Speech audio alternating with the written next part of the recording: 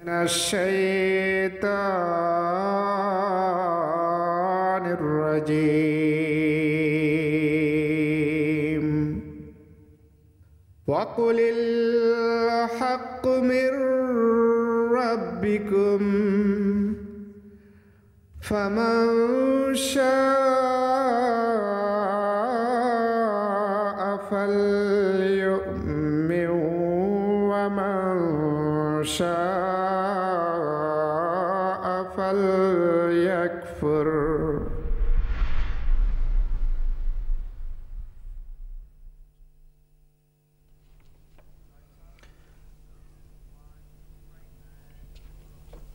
আসসালামু আলাইকুম ওয়া রাহমাতুল্লাহি ওয়া বারাকাতুহু। সুপ্রিয় দর্শক শ্রোতা, আপনাদেরকে সত্য সন্ধান অনুষ্ঠানে স্বাগত জানাচ্ছি। আমরা তাশাহুদ এবং দরুদ শরীফ পাঠ করে অনুষ্ঠান শুরু করছি। আশহাদু আল্লা ইলাহা ইল্লাল্লাহু ওয়াহদাহু লা শারীকা লাহু ওয়া আশহাদু আন্না মুহাম্মাদান আবদুহু ওয়া রাসূলুহু। আল্লাহুম্মা সাল্লি আলা মুহাম্মাদিন ওয়া আলা আলি মুহাম্মাদিন কামা সাল্লাইতা আলা ইব্রাহিমা ওয়া আলা আলি ইব্রাহিমা ইন্নাকা হামিদুম মাজিদ। আল্লাহুম্মা বারিক আলা মুহাম্মাদিন ওয়া আলা আলি মুহাম্মাদিন কামা বারাকতা আলা ইব্রাহিমা ওয়া আলা আলি ইব্রাহিমা ইন্নাকা হামিদুম মাজিদ। শ্রী দর্শক, আপনারা জানেন আমাদের এই সত্যের সন্ধান অনুষ্ঠান 4 দিনের অনুষ্ঠান হয়ে থাকে। আজ এ পর্বের চতুর্থ দিন এবং শেষ দিনের অনুষ্ঠান। আমরা গতকাল বারবার বলেছিলাম যে আমরা আজ খেলাফত দিবস নিয়ে বা খেলাফত বিষয় নিয়ে আমরা আলোচনা করব। কেননা আজকের দিনে আজ থেকে 104 বছর পূর্বে কাদিয়ানের পুণ্যভূমিতে হযরত ইমাম মাহদী আলাইহিস সালাতু ওয়াস সালামের শুভ সংবাদ অনুযায়ী এবং মহানবী সাল্লাল্লাহু আলাইহি ওয়াসাল্লামের ভবিষ্যৎবাণী অনুসারে খেলাফত ব্যবস্থা পুনঃপ্রতিষ্ঠিত হয়েছিল 27 মে 1908 সালে। হযরত মসিহ মাউদ আলাইহিস সালাতু ওয়াস সালাম খেলাফত সম্পর্কে যে সুসংবাদ শুনিয়ে গিয়েছিলেন, আজ আমরা আমাদের এই অনুষ্ঠানের পুরো অনুষ্ঠান জুড়েই সে বিষয়ে আলোচনা করব। খেলাফত ব্যবস্থা আহমদিয়া জামাত তথা ইমাম মাহদী আলাইহিস সালাতু ওয়াস সালামের সত্যতার একটি অসাধারণ এবং অকাট্য প্রমাণ। নিখিল বিশ্ব আহমদিয়া জামাত অত্যন্ত গুরুত্বের সাথে এই দিবসটি উদযাপন করে থাকে। আজকেও বাংলাদেশেও এই দিবসটি উদযাপন করা হচ্ছে। আপনারা টেলিভিশন পর্দার সামনে এখন অনুষ্ঠান দেখছেন, কিন্তু আপনারা জানেন যে আজকে এই দিবসটি বাংলাদেশের সর্বত্র উদযাপন করা হয়েছে। আজ আমরা খেলাফতের বরাতে এবং খেলাফতের বরাতে আহমদিয়া জামাতের সত্যতা নিয়ে আপনাদের সামনে আলোচনা করব। আশা করি আমাদের আলোচনাগুলো আপনাদের ভালো লাগবে। আপনারা মনোযোগ দিয়ে ধৈর্যের সাথে আমাদের আলোচনাগুলো শুনবেন। শ্রী দর্শকবৃন্দ, স্টুডিওতে আজ আলোচনার জন্য আমরা আমন্ত্রণ জানিয়েছি মোহতরম মৌলানা আব্দুল আউয়াল খান চৌধুরী সাহেবকে এবং মোহতরম মৌলানা ফিরোজ আলম সাহেবকে। শ্রী দর্শকবৃন্দ, আপনারা জানেন আমাদের সাথে এই অনুষ্ঠানে আপনারা সরাসরি কথা বলতে পারেন। টেলিভিশন পর্দায় নাম্বারগুলো দেখানো হচ্ছে, সময় সুযোগ মতো আপনারা ফোন করুন এবং ফ্যাক্স এবং ইমেলের মাধ্যমেও প্রশ্ন পাঠাতে পারেন আপনারা। তবে আমরা যদি টেলিফোন কল বেশি আসে সেক্ষেত্রে আমরা টেলিফোন কলকেই প্রাধান্য দেওয়ার চেষ্টা করে থাকি। শুধু দর্শকবৃন্দ, আমি আজকে ইউরোপে এখানকার ইংল্যান্ডে ছুটির দিন। আপনাদেরকে জানিয়ে দিচ্ছি যে আজকে 2 ঘন্টার অনুষ্ঠান। আপনারা আমাদের অনুষ্ঠানে যোগ দিতে পারেন সরাসরি। আমাদের যে লাইনগুলো আছে, টেলিফোন লাইনগুলো কোনো বাণিজ্যিক লাইন নয়। আপনাদেরকে কোনো অতিরিক্ত অর্থ ব্যয় করতে হবে না। আপনারা আপনাদের বিটির লাইন দিয়ে বা মোবাইল থেকে এই নাম্বারে ফোন করে আপনাদের প্রশ্নগুলো রাখতে পারেন। কেউ যদি নিজের পরিচয় প্রকাশ করতে না চান, সেই স্বাধীনতাও আপনার রয়েছে। সুদর্শকবৃন্দ, আমি প্রথমেই আজকে মৌলানা ফিরোজ আলম সাহেবের কাছে আসবো একটি প্রশ্ন নিয়ে, যে ইসলামের সাথে যে আমরা আজকে বলেছি যে খেলাফত দিবস সম্পর্কে আলোচনা করব, ইসলামের সাথে এই খেলাফতের সম্পর্কটা কি, এ বিষয়ে যদি আপনি আমাদের দর্শকদের সামনে শুরুতেই কিছু বলতেন। ধন্যবাদ আপনাকে। আসসালামু আলাইকুম ওয়া রাহমাতুল্লাহি ওয়া বারাকাতুহু। শুধু দর্শক মণ্ডলী, খেলাফতের সম্পর্ক সকল নবুয়তের সাথে ছিল, ইসলাম এর বাহিরে কোনো কিছু নয়। যখনই কোনো নবী পৃথিবীতে এসেছেন, হযরত মুহাম্মদ সাল্লাল্লাহু আলাইহি সাল্লামকে আল্লাহ তাআলা জানিয়েছিলেন যে মা কানাত নবুয়তুন কাত্তু ইল্লা তাবিআতহু খিলাফাতুন।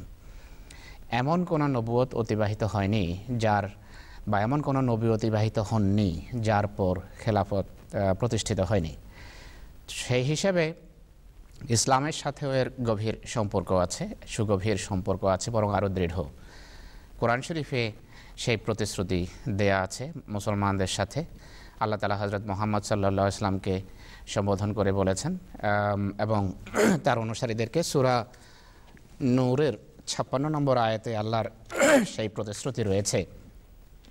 কিন্তু দুঃখের বিষয় যে যুগের অবসানে হযরত মুহাম্মদ সাল্লাল্লাহু আলাইহি ওয়াসাল্লামের যুগের পর খেলাফতের রাশেদার সমাপ্তির পর এখন এই বিষয় নিয়ে কেউ চিন্তাই করে না যে কোরআন শরীফে আল্লাহ তাআলা তো একটা প্রতিশ্রুতি দিয়েছেন মুসলমানদেরকে সূরা নূরের 56 নম্বর আয়াতে। আল্লাহর প্রতিশ্রুতি কোনোদিন টলতে পারে না। আল্লাহ তাআলা বলেছেন যে যদি তোমাদের ভিতর ঈমান থাকে এবং সৎকর্ম থাকে তাহলে তোমাদের মাঝে খেলাফত থাকবে। কিন্তু এই বিষয় নিয়ে আজকে কারো খুব একটা মাথা ব্যথা দেখা যায় না। কিন্তু যখন কিছুটা মানুষের ভিতর সততা ছিল, পুণ্য ছিল এবং মুহাম্মদী আদর্শ হযরত মুহাম্মদ সাল্লাল্লাহু আলাইহি ওয়াসাল্লামের রাজত্ব নিয়ে যাদের মাথা ব্যথা ছিল তারা খেলাফত নিয়ে চিন্তা করতেন। তো প্রথমে আল্লাহর প্রতিশ্রুতি কি সেটি আমরা এখানে আজকে পড়ে শোনাতে চাই। স্ক্রিনে দর্শক আপনাদেরকে দেখানো হচ্ছে, আমি স্ক্রিন থেকে না পড়ে আপনার স্ক্রিন দেখেন, আমি কোরআন শরীফ থেকেই পড়ি। আমরা আওয়াজও আছে, আমরা আপনি হ্যাঁ এই আয়াতটার যদি তেলাওয়াত শোনা যায় আরো ভালো।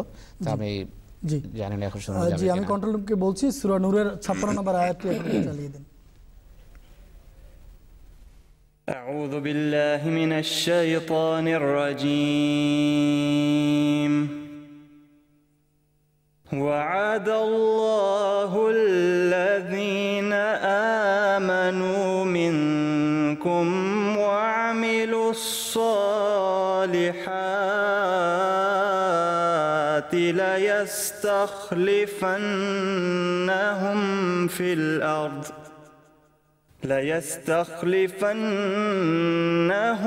في الأرض كما استخلف الذين من قبلهم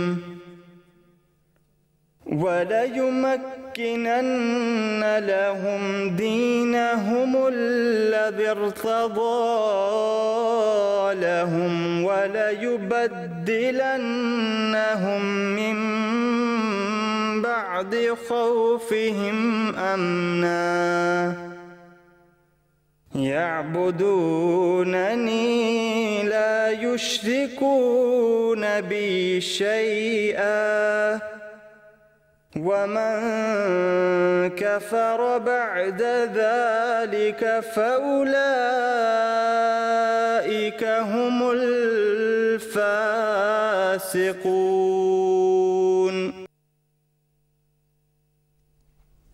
জি, তেলাওয়াত আমরা শুনে নিলাম, আপনি আপনার আলোচনা করতে পারেন। দর্শক তেলাওয়াত শুনলেন আপনারা এই আয়াতের। এর বঙ্গানুবাদ হলো, তোমাদের মধ্য হতে যারা ঈমান আনে এবং সৎকর্ম করে আল্লাহ তাদের সাথে ওয়াদা করছেন, প্রতিশ্রুতি দিচ্ছেন যে তিনি অবশ্যই তাদেরকে পৃথিবীতে খলিফা নিযুক্ত করবেন যেভাবে তিনি তাদের পূর্ববর্তীগণকে খলিফা নিযুক্ত করেছিলেন। তো এটি আল্লাহর প্রতিশ্রুতি, আল্লাহর ওয়াদা উম্মতে মুসলিমার সাথে, হযরত মুহাম্মদ সাল্লাল্লাহু আলাইহি ওয়াসাল্লামের সাথে, তার উম্মতের সাথে, যে যদি ঈমান থাকে এবং সৎকর্ম থাকে তাহলে আল্লাহ তাআলা সেভাবে খলিফা নিযুক্ত করবেন যেভাবে হযরত মুহাম্মদ সাল্লাল্লাহু আলাইহি ওয়াসাল্লামের উম্মতের পূর্ববর্তী উম্মতে খলিফা নিযুক্ত করেছিলেন। শর্ত হলো ঈমান এবং সৎকর্ম।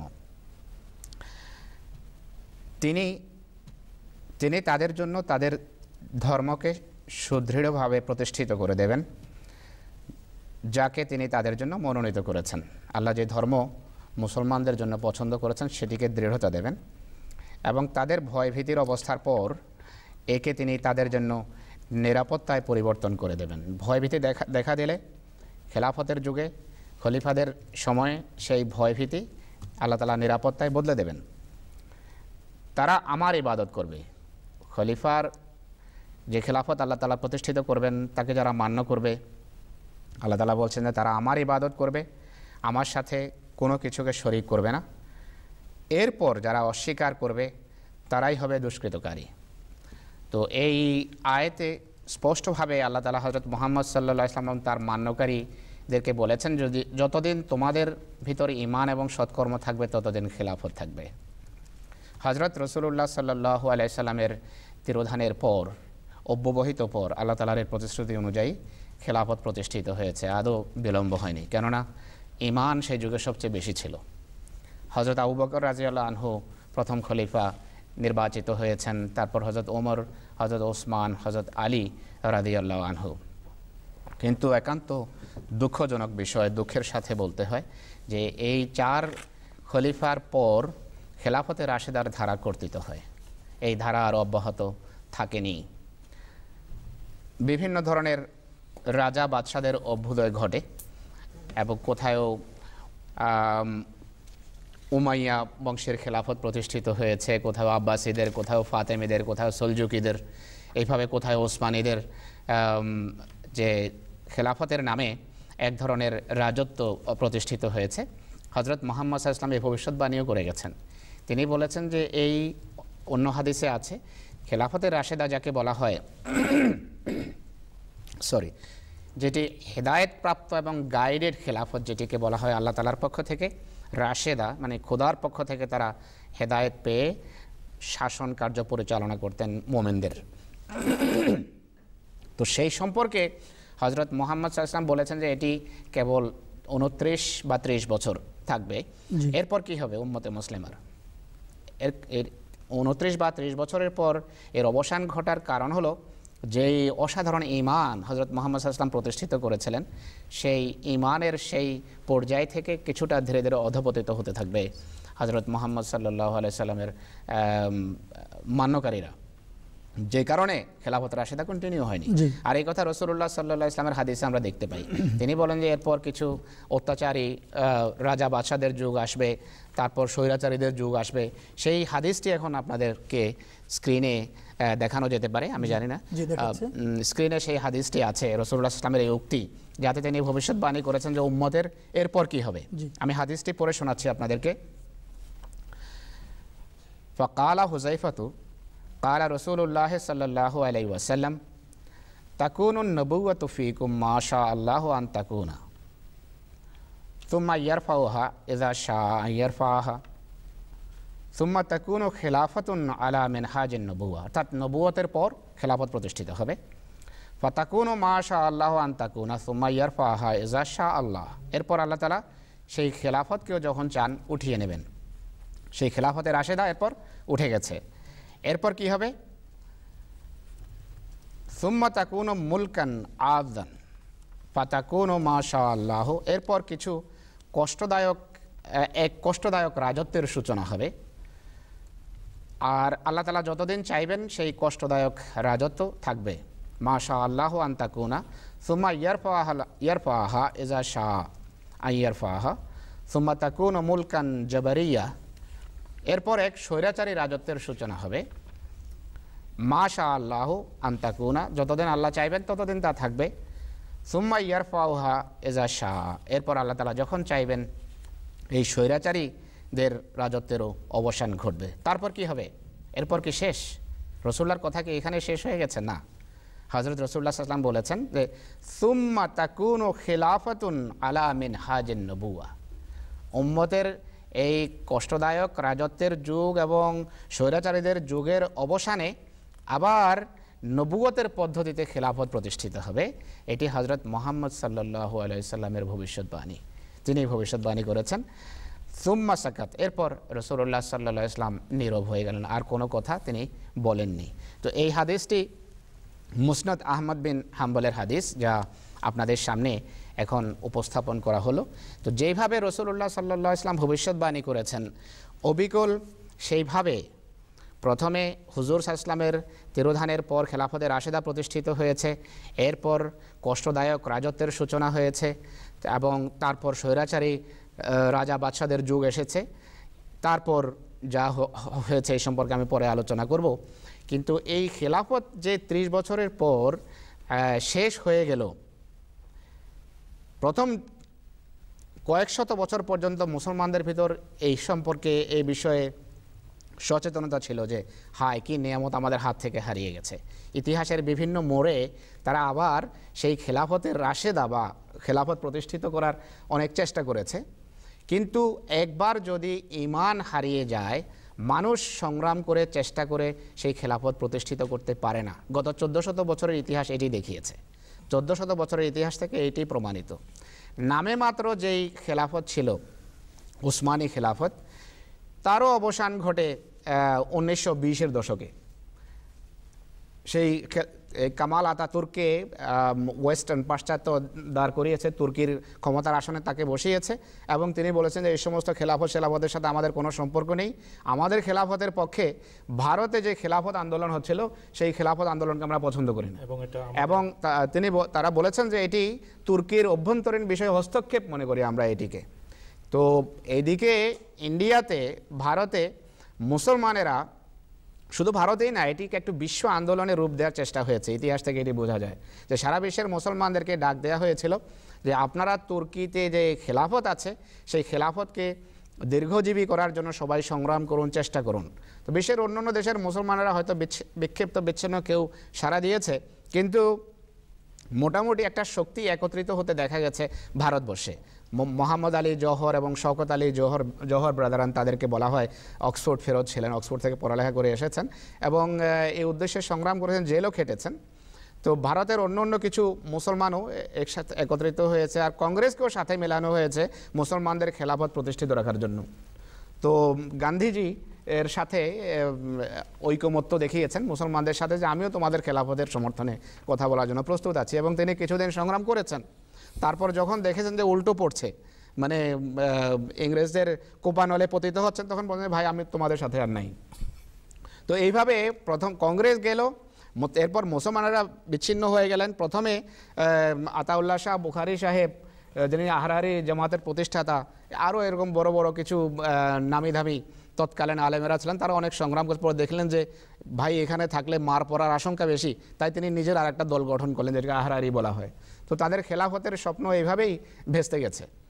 তো মূল কথা এবং মুদ্রা কথা হলো, মানুষ চেষ্টা করে সংগ্রাম করে কোনোদিন খেলাফত প্রতিষ্ঠিত করতে পারে না। ঈমান যদি হারিয়ে যায়, যতই সংগ্রাম করুন, সম্ভব না খেলাফত প্রতিষ্ঠিত করা, যতক্ষণ পর্যন্ত আল্লাহর পক্ষ থেকে মানুষ না আসে। কেননা ঈমান, আধ্যাত্মিকতা, নৈতিকতা, মানুষকে মানুষ বানানো, এটি রাজনীতি করে সম্ভব না। মানুষকে মানুষ বানানোর জন্য আল্লাহর পক্ষ থেকে মানুষ আসেন। হযরত মুহাম্মদ রাসূলুল্লাহ সাল্লাল্লাহু আলাইহি ওয়াসাল্লাম পশু সদৃশ দুনিয়াকে মানবের পর্যায়ে এনেছিলেন, কিন্তু এক পর্যায়ে তিনি সাল্লাল্লাহু আলাইহি ওয়াসাল্লাম ভবিষ্যৎবাণী করেছেন যে সেই আমার শেখানো শিক্ষা থেকে তারা দূরে সরে যাবে। তো শেষের দিকে তাকে আল্লাহ তাআলা খবর দিয়েছেন যে এই উম্মতের ভিতর পুনরায় প্রথম যুগে যেভাবে খেলাফত প্রতিষ্ঠিত হয়েছে সেইভাবে নবুয়তের ধারায় আল্লাহ তাআলা খেলাফত প্রতিষ্ঠিত করবেন। আহমদিয়া মুসলিম জামাতের প্রতিষ্ঠাতা হযরত মির্জা গোলাম আহমদ আলাইহিস সালাতু ওয়াস সালাম সেই প্রতিশ্রুত মহাপুরুষ, যার সম্পর্কে রাসূলুল্লাহ ভবিষ্যৎবাণী করেছেন যে সুম্মা তাকুনু খিলাফতুন আলা মিনহাজিন নবুওয়া, যে এরপর আবার উম্মতের শেষ প্রান্তে নবুয়তের ধারায় খেলাফত প্রতিষ্ঠিত হবে। আল্লাহ তাআলা তাকে নবী হিসাবে পাঠিয়েছেন হযরত মুহাম্মদ রাসূলুল্লাহর দাসদের মধ্য থেকে। মুহাম্মদ রাসূলুল্লাহর আনুগত্যে তিনি নবী হওয়ার দাবি করেছেন, দাস নবী হওয়ার দাবি করেছেন, উম্মতি নবী হওয়ার দাবি করেছেন। কিন্তু এই নবীও মানুষ ছিলেন, মানুষকে পৃথিবী থেকে বিদায় নিতে হয়, যত বড় মানুষই হোক না কেন। হযরত মুহাম্মদ সাল্লাল্লাহু আলাইহি ওয়াসাল্লাম একজন মরণশীল মানুষ ছিলেন। কোরআন শরীফ এই ঘোষণা করেছে, পৃথিবীর সবচেয়ে বড় মানব। সাহাবারা মানতে চাননি যে এই মানুষ মারা যেতে পারে, বুখারীর হাদিস থেকে আমরা বুঝতে পারি, কিন্তু তাকেও বিদায় নিতে হয়েছে। তিনি নিজে বলেছেন ইন্নামা আনা বাশার, যে আমিও একজন মানুষ।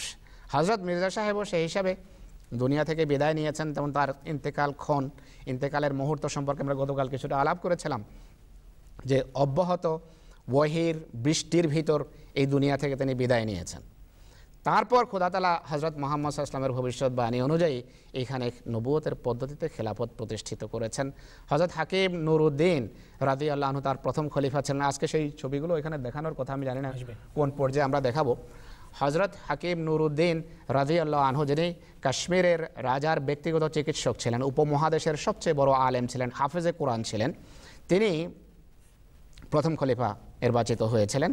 এরপর দ্বিতীয় খলিফা ছিলেন হযরত মির্জা বশির উদ্দিন মাহমুদ আহমদ রাদিয়াল্লাহু আনহু, তৃতীয় খলিফা হযরত মির্জা নাসির আহমদ রাহিমাহুল্লাহ, চতুর্থ খলিফা যাকে আল্লাহ তাআলার ফজলে আমরা দেখেছি হযরত মির্জা তাহের আহমদ রাহিমাহুল্লাহ, এবং আজকাল আমরা পঞ্চম খলিফার যুগ অতিবাহিত করছি। আল্লাহ তাআলার ফজলে এই খেলাফতের ছায়াতলে সারা পৃথিবীতে সত্য ইসলামের প্রচার হচ্ছে। বিশ্বের বিভিন্ন জাতি যারা পূর্বে মুসলমান ছিল না, তারা এখন হযরত ইমাম মাহদী ইসলামের খলিফার ডাকে হযরত মুহাম্মদ রাসূলুল্লাহর পতাকা তলে আশ্রয় নিচ্ছে। তো আমি মনে করি এতটুকু বলা যথেষ্ট, অনেক সময় নিয়ে নিয়েছি আমি। কোনো দিক যদি বাকি থেকে যায় তাহলে আমি মৌলানা সাহেবকে বলবো যে পরে আলোচনার মধ্যে আসবে, হ্যাঁ উঠাতে পারেন। ধন্যবাদ আপনাকে। সুদর্শকবৃন্দ, আমরা আলোচনা শুনছিলাম। এই পর্যায়ে মাওলানা ফিরোজ আলম সাহেব ইঙ্গিত করলেন যে হযরত ইমাম মাহদী আলাইহিস সালাতু ওয়াস সালাম খোদা তাআলার চিরন্তন রীতি অনুসারে ইহধাম ত্যাগ করেছেন এবং তারপরে খেলাফত ব্যবস্থা প্রতিষ্ঠিত হয়েছে খেলাফত আলামিন হাজিন নবুওয়াতের পদ্ধতিতে। তো হযরত ইমাম মাহদী আলাইহিস সালাতু ওয়াস সালাম তার মৃত্যুর পূর্বে আমাদের জন্য কি সংবাদ রেখে গেছেন, চলুন দর্শক তা এবার শুনে নেওয়া যাক। আল ওয়াসিয়াত পুস্তিকায় জামাতকে সান্ত্বনা দিয়ে হযরত মসিহ মাউদ আলাইহিস সালাতু ওয়াস সালাম বলেন, খোদা তাআলার এটি চিরন্তন রীতি, আর পৃথিবীতে মানব সৃষ্টির সূচনা থেকে সকল যুগে তিনি এ রীতি প্রকাশ করে এসেছেন। তা হলো তিনিই তার নবী রাসূলদের সাহায্য করে থাকেন এবং তাদের বিজয় দান করেন। এ সম্বন্ধে তিনি বলেন, কাতাবাল্লাহু লাআগলিবান্না আনা ওয়া রুসুলি। বিজয়ের অর্থ হলো খোদার কথা জগতে প্রতিষ্ঠিত হওয়া এবং এর প্রতিদ্বন্দ্বিতায় কারো টিকতে না পারা, আর এটি রাসূল ও নবীদের ঐকান্তিক বাসনা হয়ে থাকে। তদনুযায়ী খোদা তাআলা প্রবল নিদর্শনাবলীর মাধ্যমে তাদের সত্যতা প্রকাশ করেন এবং যে সাধুতা তারা পৃথিবীতে প্রতিষ্ঠিত করতে চান তিনি এর বীজ তাদের হাতেই বপন করে দেন, কিন্তু তিনি তাদের হাতে এর পূর্ণতা দান করেন না, বরং এমন এক সময় তাদেরকে মৃত্যু দেন যাতে বাহ্যত এক প্রকার ব্যর্থতার আশঙ্কা অন্তর্নিহিত থাকে। তিনি বিরুদ্ধবাদীদেরকে ঠাট্টা বিদ্রূপ, উপহাস ও কটাক্ষ করার সুযোগ দেন, আর তাদের ঠাট্টা বিদ্রূপ প্রদর্শনের পালা শেষে তিনি আপন শক্তির দ্বিতীয় রূপ প্রকাশ করেন এবং এমন সব উপকরণ সৃষ্টি করেন যার দ্বারা অসম্পূর্ণ রয়ে যাওয়া উদ্দেশ্যাবলী পূর্ণতা লাভ করে। মোট কথা, খোদা তাআলা দু প্রকার শক্তি ও মহিমা প্রকাশ করেন। প্রথমত, স্বয়ং নবীদের মাধ্যমে নিজ শক্তির এক স্বরূপ প্রদর্শন করেন। দ্বিতীয়ত, সে সময় নবীর মৃত্যুর পর যখন বিপদাবলীর সম্মুখীন হতে হয় তখন শত্রুপক্ষ মাথাচাড়া দেয় আর মনে করে এবার এরা ব্যর্থ হতে চলেছে, আর এ জামাত এখন বিলুপ্ত হয়ে যাবে বলে তারা নিশ্চিত হয়ে যায়। জামাতের লোকজন দ্বিধাদ্বন্দ্বে লিপ্ত হয়, এমনকি তাদের মনোবল ভেঙে পড়ার উপক্রম হয়, আর অনেক দুর্ভাগা ধর্মত্যাগের পথ বেছে নেয়। খোদা তাআলা তখন দ্বিতীয়বার আপন মহাশক্তি প্রকাশ করেন এবং পতনোন্মুখ জামাতকে রক্ষা করেন। অতএব যারা শেষ পর্যন্ত ধৈর্য ধারণ করে তারা খোদা তাআলার এই নিদর্শন প্রত্যক্ষ করে। হযরত আবু বকর সিদ্দিক রাদিয়াল্লাহু তাআলা আনহু এর সময় এমনই হয়েছিল। মহানবী সাল্লাল্লাহু আলাইহি ওয়াসাল্লামের তিরোধানকে যখন এক প্রকার অকাল মৃত্যু মনে করা হয়েছিল, বহু অজ্ঞ মরুবাসী মুরতাদ হয়ে গিয়েছিল এবং সাহাবীগণ শোকে উন্মাদ প্রায় হয়ে পড়েছিলেন। তখন খোদা তাআলা হযরত আবু বকর সিদ্দিক রাদিয়াল্লাহু তাআলা আনহুকে দাঁড় করিয়ে আরেকবার তার শক্তি ও কুদরতের স্বরূপ প্রকাশ করেন। এভাবে তিনি বিলুপ্ত প্রায় ইসলামকে নিশ্চিহ্ন হবার পথ থেকে রক্ষা করেন এবং সেই প্রতিশ্রুতি পূর্ণ করেন যা তিনি وَلَيُمَكِّنَنَّ لَهُمْ دِينَهُمُ الَّذِي ارْتَضَىٰ لَهُمْ وَلَيُبَدِّلَنَّهُمْ مِنْ بَعْدِ خَوْفِهِمْ أَمْنًا এর মাধ্যমে দিয়েছিলেন, অর্থাৎ ভীতিপ্রদ অবস্থার পর আমি তাদেরকে আবার দৃঢ় প্রতিষ্ঠিত করব। তিনি আলাইহিস সালাতু ওয়াস সালাম তার জামাতকে উদ্দেশ্য করে পুনরায় বলেন, অতএব হে বন্ধুগণ, বিরুদ্ধবাদীদের দুটি বৃথা আস্ফালনকে ব্যর্থতায় পর্যবসিত করার জন্য আদিকাল থেকে দুটি শক্তি প্রদর্শন করা যেহেতু আল্লাহ তাআলার বিধান, তাই খোদা তাআলার পক্ষে এখন তার এই চিরন্তন নিয়ম পরিহার করা সম্ভব নয়। কাজেই তোমাদেরকে আমি যে কথা বলেছি তাতে তোমরা দুঃখিত হও না, তোমাদের চিত্ত যেন উৎকণ্ঠিত না হয়, কারণ তোমাদের জন্য দ্বিতীয় কুদরতকে দেখাও প্রয়োজন এবং এর আগমন তোমাদের জন্য শ্রেয়, কেননা তা স্থায়ী, যার ধারাবাহিকতা কিয়ামত পর্যন্ত বিচ্ছিন্ন হবে না। সেই দ্বিতীয় কুদরত আমি না যাওয়া পর্যন্ত আসতে পারে না, কিন্তু যখন আমি চলে যাব তখন তোমাদের জন্য খোদা সেই দ্বিতীয় কুদরত প্রেরণ করবেন যা চিরকাল তোমাদের সঙ্গে থাকবে। বারাহিনা আহমদিয়া গ্রন্থে খোদার প্রতিশ্রুতি রয়েছে এবং সেই প্রতিশ্রুতি আমার নিজের সম্বন্ধে নয়, বরং তা তোমাদের সম্বন্ধে। খোদা তাআলা বলেছেন, আমি তোমার অনুসারী এ জামাতকে কিয়ামত পর্যন্ত অন্যদের উপর প্রাধান্য দিব। অতএব তোমাদের কাছে আমার বিচ্ছেদ দিবসের আগমন আবশ্যক, যেন এরপর সেই যুগ আসে যা চিরস্থায়ী প্রতিশ্রুতির যুগ। আমাদের খোদা প্রতিশ্রুতি পালনকারী, বিশ্বস্ত এবং সত্যবাদী খোদা। তিনি যেসব অঙ্গীকার করেছেন সবই তোমাদের পূর্ণ করে দেখাবেন। বর্তমান যুগ যদিও পৃথিবীর শেষ যুগ আর এটি বহু বিপদাপদে অবতীর্ণ হওয়ার সময়, তথাপি সেসব বিষয় পূর্ণ না হওয়া পর্যন্ত এই জগৎ অবশ্যই কায়েম থাকবে, যার সম্পর্কে খোদা সংবাদ দিয়েছেন। আমি খোদার পক্ষ থেকে এক প্রকার কুদরত হিসেবে প্রকাশিত হয়েছি এবং আমি খোদার এক মূর্তিমান কুদরত। আমার পর আরও কতিপয় ব্যক্তি আসবেন যারা দ্বিতীয় কুদরতের বিকাশ হবেন। আল ওয়াসিয়াত পুস্তিকা, রুহানি খাজাইন, 20তম খণ্ড। সেই দর্শকবৃন্দ, আমরা হযরত মসিহ মাউদ আলাইহিস সালাতু ওয়াস সালামের লেখা হতে এই উদ্ধৃতিটি শুনলাম, যাতে তিনি খেলাফতের সুসংবাদ দিয়েছেন তার মৃত্যুর পর। আলোচনা চলতে থাকবে। এই পর্যায়ে আমি দেখতে পাচ্ছি অনেকেই ফোনে আছেন। এখানে এক ভাই আছেন, মোহাম্মদ ওসমান হোসেন সাহেব, মালয়েশিয়া থেকে। আসসালামু আলাইকুম। ওয়ালাইকুম আসসালাম ওয়া রাহমাতুল্লাহ। জি ভাই, আপনি আপনার প্রশ্নটি করুন। জি, আমার প্রশ্ন হচ্ছে, হাদিস শরীফে আছে ইমাম মেহেদী আগমনের খবর শুনে তিনি যেখানেই থাক তিনার হাতে বয়াত হতে হবে। জি আমি মানি আপনারা যাকে ইমাম মেহেদী বলছেন, জি কিন্তু তিনার মৃত্যু ঘটেছে। জি যে খলিফা আছে তিনার হাতে মুরিদ না হয়, তবে আমি যে নামাজ রোজা করি সেটি কি কবুল হবে? আচ্ছা আচ্ছা, আপনি লাইনে থাকুন, আমি প্রশ্নটি মাওলানা আব্দুল ওয়াল সাহেবের কাছে রাখছি। যখন যুগের ইমাম মৃত্যুবরণ করেন এবং তারপরে খেলাফত প্রতিষ্ঠিত হয়, সেই খলিফার হাতে বয়াত করা অপরিহার্য। হজরত মোহাম্মদ রসুল্লাহ সাল্লাল্লাহু আলাইহি ওয়াসাল্লামের মৃত্যুর পর যদি কেউ মুসলমান হতে চেত, তাহলে কি করত? হজরত আবু বকর সিদ্দিকের হাতে বয়াত করত। হজরত আবু বকরের মৃত্যুর পর দ্বিতীয় খলিফা হজরত উমর ইবনুল খাত্তাব রাদিয়াল্লাহু আনহু, তার যুগে যদি কোনো ব্যক্তি মুসলমান হতে চেত, কিভাবে মুসলমান হতো? হজরত উমরের হাতে বিক্রি হতো, বয়াত করত। হজরত উসমানের যুগেও তাই, হজরত আলীর যুগেও তাই। অতএব নবীর ধারাবাহিকতা, নবীর যে কার্যক্রমের ধারাবাহিকতা, এইটা চলতে থাকে তার খলিফার মাধ্যমে। আজকে আপনার প্রশ্ন হচ্ছে যে যদি ইমাম মাহদী আলাইহিস সালাতু ওয়াস সালামের মৃত্যুর পর তার খলিফার হাতে আমি বয়াত না করি, আমার নামাজ রোজা কি কবুল হবে? যে মুহূর্তে আপনি বুঝে যান যে এটা সত্য মাহদী এবং মসিহ এবং এটা সত্য খেলাফত, আপনার দায়িত্ব যেখানেই থাকেন সেখান থেকে আপনি বয়াত করেন। যদি কাগজের বয়াত না করতে পারেন, আল্লাহর সাথে কথা বলেন যে হে আল্লাহ, আমি মানি, মনে প্রাণে আমি মানি, আমি বিশ্বাস করি যা কিছু এখানে হজরত মির্জা গোলাম আহমদ কাদিয়ানী আলাইহিস সালাম বলেছেন সত্য, এবং তার প্রতিষ্ঠিত খেলাফত, তোমার প্রতিষ্ঠিত তারপরের খেলাফত সত্য। এটা যদি আপনি এক অন্ধকার জঙ্গলেও আল্লাহর সাথে ওয়াদা করেন, আপনি আল্লাহর খাতায় আহমদী এবং আপনার ঈমান আল্লাহর কাছে গৃহীত। বাহ্যিকতা সর্বস্ব ইসলাম তো আমরা বিশ্বাস করি না, আন্তরিকতা সর্বস্ব ইসলামে আমরা বিশ্বাস করি। সেই মুহূর্তে আপনি একজন আত্মসমর্পণকারী মুসলমান, আহমদী মুসলমান, এবং আপনার ঈমান অনুযায়ী আপনার ইবাদত গৃহীত হবে। যে মুহূর্তে প্রথম সুযোগ পান, লিখিত বয়াত করেন যেভাবে খলিফা চান, এবং যে মুহূর্তে আল্লাহ তাআলা আপনাকে আরও বাড়তি সুযোগ দেন, তার সাথে দেখা করেন এবং বলেন যে আমি আহমদী। যদি দেখা না হয়, তাকে চিঠি দেন আর বলেন যে আমি অমুক দিন অমুক জায়গায় আহমদিয়ত কবুল করেছি, হুজুর দোয়া করেন আল্লাহ যেন আমাকে কবুল করে নেন। অতএব আপনার ঈমান অনুযায়ী আল্লাহ তাআলা আপনার সাথে ব্যবহার করবেন। যেহেতু আপনার মুখ দিয়ে বেরিয়েছে যে আমি বিশ্বাস করি যে এটা সত্য, বয়াত করতে দ্বিধা করবেন না। এটাই হলো আপনার প্রশ্নের উত্তর, যা আমি দিতে পারি। বাকি আল্লাহ তাআলা ভালো জানেন, আল্লাহ তাআলা জ্ঞান দিলে আরও কথা বলা যাবে ইনশাআল্লাহ। ধন্যবাদ আপনাকে। ভাই ওসমান সাহেব, আপনি কি আপনার প্রশ্নের উত্তর পেয়েছেন? জি, আমি উত্তর পেয়েছি। আচ্ছা, ধন্যবাদ আপনাকে। আর কোনো প্রশ্ন আছে কি আপনার? জি না, আমার আর কোনো আচ্ছা, প্রশ্ন নেই। ধন্যবাদ ভাই। আপনি মালয়েশিয়াতে বসে অনুষ্ঠানটি দেখছেন, আপনি অনুষ্ঠানটি দেখতে থাকুন। আজকে আরও নতুন নতুন অনেক বিষয় আলোচনা হবে, আপনি দেখতে থাকুন। আশা করি আপনি চিন্তার খোরাক পাবেন। আর যদি মন পরিষ্কার হয়ে গিয়ে থাকে, বুঝে থাকেন, তাহলে বয়াত করা এটি আমাদের দায়িত্ব। ধন্যবাদ আপনাকে। এখানে বলে দিচ্ছি, মাওলানা আব্দুল ওয়াহাব সাহেব মনে করালেন, গতকাল আপনি আলাপ করছিলেন খুলনা নূর হোসেন সাহেবের সাথে। খুলনার নূর হোসেন সাহেব, আপনি গতকাল বলেছিলেন যে ঈসা আলাইহিস সালাতু ওয়াস সালাম সশরীরে আকাশে জীবিত আছেন। আপনি কোরআন এবং হাদিস থেকে প্রমাণ দেখাবেন। তো আমরা অপেক্ষা করছি, আজকে আমাদের অনুষ্ঠানের শেষ দিন এ পর্যায়ের, যদি আপনি আমাদের অনুষ্ঠান শেষ হবার আগে এসে পৌঁছে আমাদেরকে দেখাতে পারেন, তাহলে আপনার জন্য ভালো হবে, আমাদের জন্য ভালো হবে। নূর হোসেন সাহেব খুলনার আমির রাজ্জাক সাহেব নিয়ে এসেছিলেন তাকে গতকাল।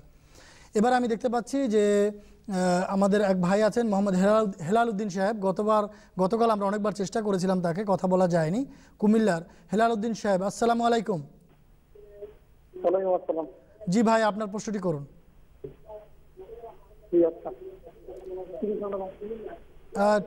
টেলিভিশনের ভলিউম একটু বন্ধ করে দিন, তারপরে আপনি আমাদের সাথে টেলিফোনে কথা বলুন। হ্যালো। জি জি, আমরা শুনছি। ওয়ালাইকুম আসসালাম। আমি মোহাম্মদ হেলালুদ্দিন কুমিল্লা বাখাবাদ থেকে বলছি। জি বলুন, আপনি, আমরা শুনছি। আমার প্রশ্নটা হলো যে আহমদিয়া জামাতের মুসলমানরা বলেন জি ইমাম মাহদী আলাইহিস সালাম এসেছেন, জি জি এবং আহমদি জামাতের বাইরের মুসলমানরা বলেন ইমাম মাহদী আলাইহিস সালাম আসেন নাই। জি তাহলে ইমাম মাহদী আলাইহিস সালাম যদি এসে থাকেন তাহলে আহমদিয়া জামাতের বাইরের মুসলমানরা কেন জানেন না? আচ্ছা আচ্ছা, ধন্যবাদ আপনাকে হেলালুদ্দিন সাহেব, কুমিল্লায় বসে আপনি অনুষ্ঠানটি দেখছেন। আপনাকে প্রশ্ন করার জন্য আমি মৌলানা ফিরোজ আলম সাহেবের কাছে রাখছি যে ইমাম মাহদী এসে গেছেন আপনারা বলেন। উনি প্রথম তো ভালো কথা বলছেন যে আহমদি মুসলমানরা বলেন, হ্যাঁ খুব চমৎকার, বাখরাবাদের মানুষ, খুবই চমৎকার কথা। আপনি অনেকে তো আমাদের মুসলমান বলে স্বীকারও করতে চায় না।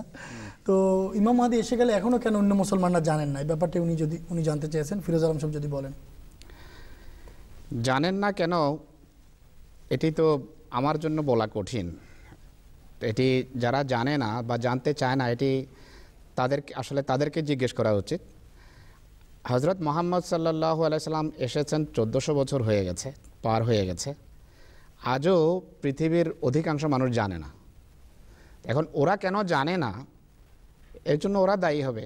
ইহুদিরা আজও জানে না যে মোহাম্মদ এসেছেন, খ্রিস্টানেরা আজও মানতে প্রস্তুত নয় যে মোহাম্মদ এসেছেন, হিন্দুরা মানে না। তো এখন কেন মানে না, কেন জানে না, মানুষ কেন সত্য গ্রহণ করে না, এর উত্তর দেওয়ার আমার যতটা দায়িত্ব হতে পারে আপনার উপরও ততটা দায়িত্ব আছে। আপনি উত্তর দেন যে ইহুদিরা কেন রাসূলুল্লাহ সাল্লাল্লাহু আলাইহি ওয়াসাল্লামকে মানে না, খ্রিস্টানেরা কেন মানে না, হিন্দুরা কেন মানে না। আসলে মানুষ আজকে খোদা তাআলাকে ভুলে গেছে, বুঝছেন?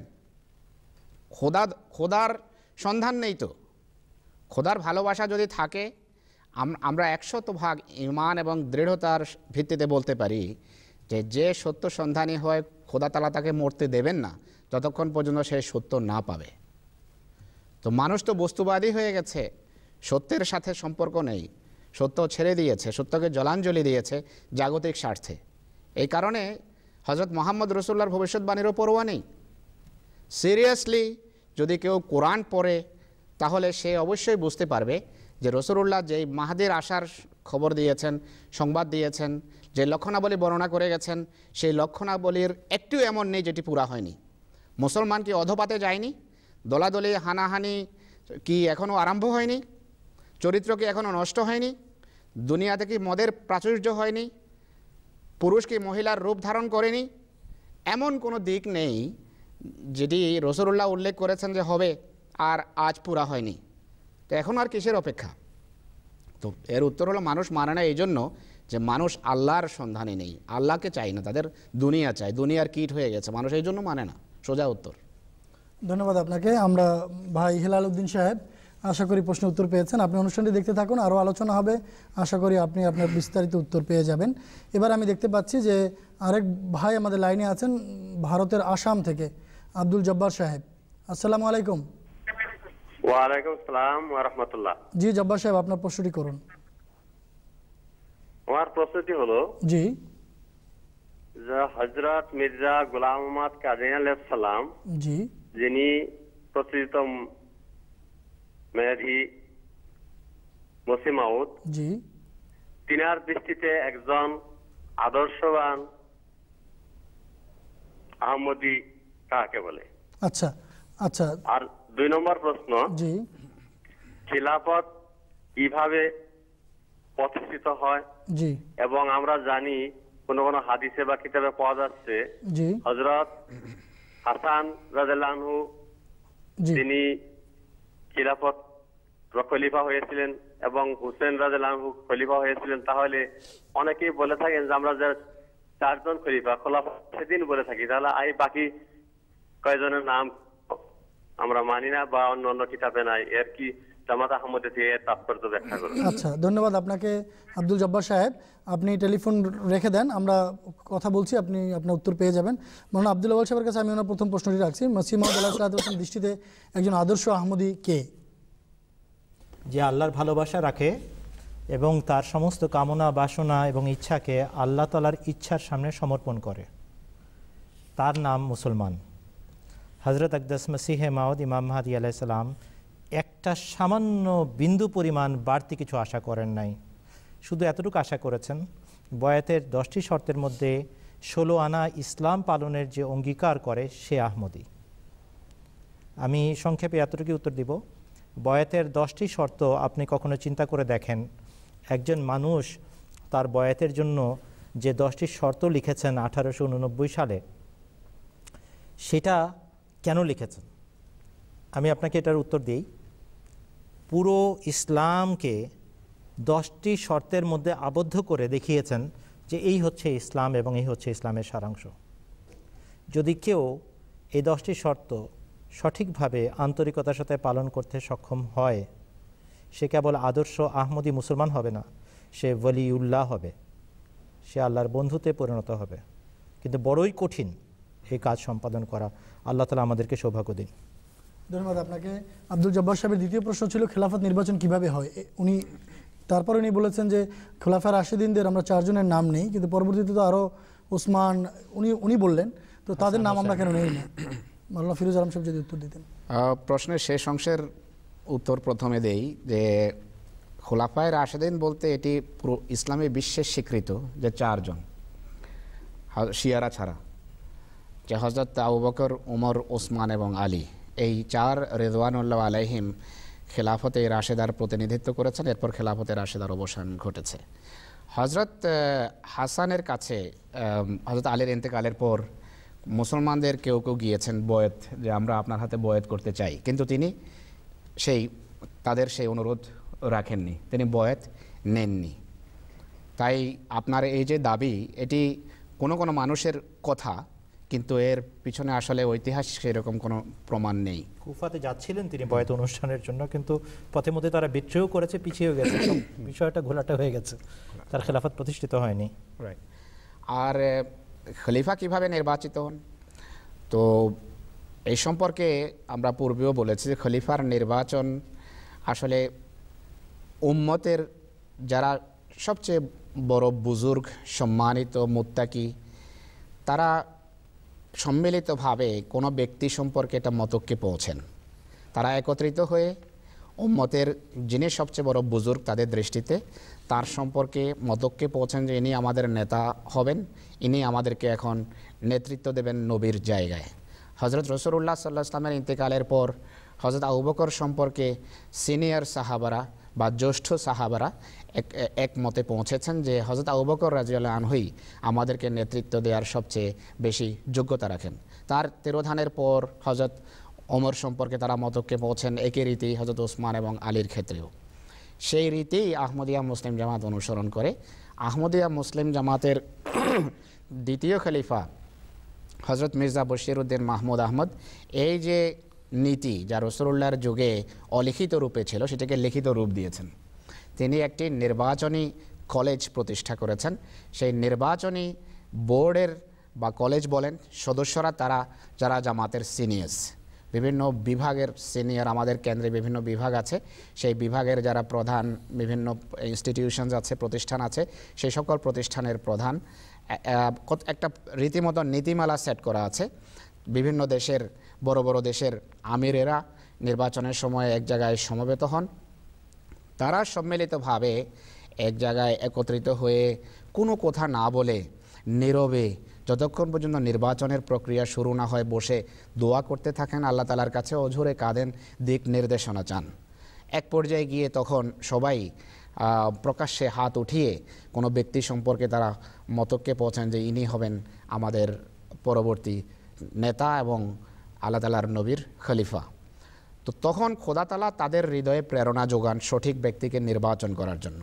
প্রত্যেক ব্যক্তি আল্লাহ তাআলার পক্ষ থেকে অনুপ্রাণিত হয়ে থাকে, যারা সেই জায়গায় নির্বাচনের জন্য এসে থাকেন।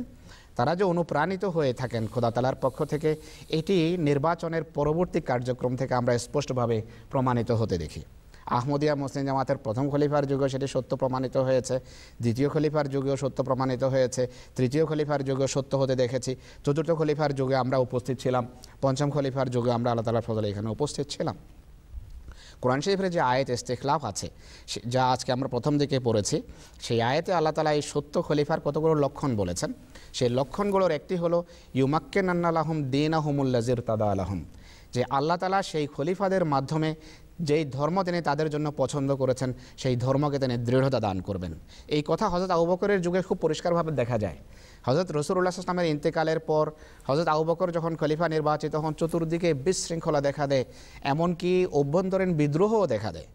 কিন্তু যে আবু বকর পূর্বে কথাও বলতে পারতেন না, কথায় কথায় কাঁদতেন, খলিফা নির্বাচিত হওয়ার পর এমন দৃঢ়তা দেখিয়েছেন যে সকল নেগেটিভ যত প্রচারণা বা প্ররোচনা বা কথাবার্তা যা ছিল, যারাই মাথা চাড়া দিয়েছে, যত বিদ্রোহ ছিল, সব কিছু হযরত আবু বকরের সামনে ধুলায় মিশে গেছে এবং ইসলাম দৃঢ়তা লাভ করেছে। খলিফা ওমরের যুগে একই অবস্থা ছিল, ওসমানের যুগে একই অবস্থা ছিল, হযরত আলী রাদিয়াল্লাহু আনহুর যুগে খেলাফতের যতটুকু সম্পর্ক আছে, খেলাফত সফল হয়েছে, কিন্তু মুহাম্মদ রাসূলুল্লাহর ভবিষ্যৎবাণী পুরা হয়েছে। একই অবস্থায় এখানে হযরত মির্জা সাহেবের ইন্তেকালের পর প্রথম খলিফার যুগে এক ভয় ছিল, ভীতি বিরাজ করছিল। শত্রু বলছিল যে এখন মির্জা সাহেব যে ব্যবসা আরম্ভ করেছিলেন তার অবসান ঘটবে, কিন্তু পৃথিবী দেখেছে হযরত নুরুদ্দিনের যুগে আহমদিয়তের যে ভিত আরও মজবুত হয়েছে। হযরত মির্জা বশির উদ্দিন মাহমুদ আমার সেটিকে দুনিয়ার বিভিন্ন দেশে পৌঁছে দিয়েছেন। তৃতীয় খলিফার যুগে আরও বিস্তার লাভ করেছে। আজকে পৃথিবীর 200 দেশে আল্লাহ তাআলার ফজলে আহমদিয়া মুসলিম জামাত দৃঢ়তার সাথে প্রতিষ্ঠিত এবং হযরত মুহাম্মদ রাসূলুল্লাহ ধর্ম ইসলামকে প্রচার করছে। ধন্যবাদ আপনাকে আব্দুল জব্বার সাহেব, আশা করি বিস্তারিত উত্তর আপনি পেয়েছেন। আমি এখানে দেখতে পাচ্ছি যে আজকে আসলে আমি একটু প্রসঙ্গক্রমে বলে দিচ্ছি যে ভারতের আইপিএলের খেলা হচ্ছে ফাইনাল আমাদের ঠিক অনুষ্ঠানের এই সময়, এই জন্য অনেকেই মনে হয় ওইদিকে দৃষ্টি দিচ্ছেন, কিন্তু তারপরও যারা জাগতিক এই মোহকে পরিত্যাগ করে অনুষ্ঠান দেখছেন, আমরা তাদের জন্য দোয়া করতে পারি যে আল্লাহ তাআলা তাদেরকে এর উত্তম প্রতিদান দিবেন। অনেকেই ফোন লাইনে আছেন, আমি দেখতে পাচ্ছি যে এক বোন আছেন পশ্চিমবঙ্গ থেকে, উনি গতকাল আমাকে জানা হচ্ছে যে 10 বারের উপরে উনি ফোন করেছেন, কিন্তু লাইন আমরা দিতে পারিনি। আমি ওনার ফোনটা নিয়ে নিচ্ছি। বোন নুসরাত জাহান, আসসালামু আলাইকুম। ওয়ালাইকুম আসসালাম ওয়া রাহমাতুল্লাহি ওয়া বারাকাতুহু। আমাদের ভরতপুর জামাত থেকে জি জি সকলের তরফ থেকে জানাই আপনাদের আসসালামু আলাইকুম। ওয়ালাইকুম আসসালাম ওয়া রাহমাতুল্লাহি ওয়া বারাকাতুহু। আমি একজন অক্সেনাও মেয়ে, জি বিবাহিত মেয়ে। জি জি আমার প্রথম দুটো প্রশ্ন আছে আমার। জি। প্রথম প্রশ্ন হলো হযরত মুহাম্মদ সাল্লাল্লাহু আলাইহি ওয়াসাল্লামের মেয়ে ফাতেমা রাদিয়াল্লাহু আনহা আর আলী রাদিয়াল্লাহু আনহু রাদিয়াল্লাহু ওনার চাচাতো ভাই ছিলেন। জি। তাহলে আলীর সাথে ফাতেমা রাদিয়াল্লাহু তাআলা আনহার বিবাহ কিভাবে হয়? আচ্ছা আচ্ছা বোন, আমি এই প্রথম প্রশ্নটা নিচ্ছি আপাতত, মৌলানা সাহেবের কাছে রাখছি, কারণ অনেককেই সুযোগ দিতে হবে। আর যেহেতু অতিথিরা আছেন এই জন্য আপনি একটু অনুগ্রহ করে স্যাক্রিফাইস করবেন, এটা আশা করছি। চাচাতো ভাই আলী ছিলেন, তার কাছে বিয়ে দিলেন নিজের মেয়েকে, নবী করিম সাল্লাল্লাহু আলাইহি ওয়াসাল্লাম, কীভাবে এটি সম্ভব? মৌলানা আউয়াল সাহেব যদি উত্তর দেন। সম্ভব, এক ধাপ বাড়তি হলেই সম্ভব। আপন ভাই যদি হতেন মুহাম্মদ রাসূলুল্লাহ সাল্লাল্লাহু আলাইহি ওয়াসাল্লামের, তাহলে সম্ভব ছিল না। চাচার সাথে ভাতিজির বিয়ে নিষিদ্ধ। কিন্তু হযরত মুহাম্মদ সাল্লাল্লাহু আলাইহি ওয়াসাল্লামের এক ধাপ দূরের ভাই, আপন ভাই না, চাচাতো ভাই, তাহলে এটা বিয়ে সম্ভব, এখনও সম্ভব। এই জন্য বোন আপনাকে প্রথমে উত্তর দিয়ে দিচ্ছি, ইসলাম ধর্মে যা যা নিষিদ্ধ সেটা সূরা নিসাতে বলা আছে। সূরা কার কার সাথে সম্পর্ক করা যায় এবং করা যায় না, হ্যাঁ ওইটা উম্মাহাতুকুম। তো এই আয়াতটি, তো ওইখানে ওই আয়াতটার মধ্যে আপনি আয়াত নম্বরটা শুধু টুকে নেবেন, আপনি দেখবেন তার মধ্যে এটা পড়ে না। সুতরাং সেই কারণেই এই বিয়েটা সম্পন্ন হয়েছে।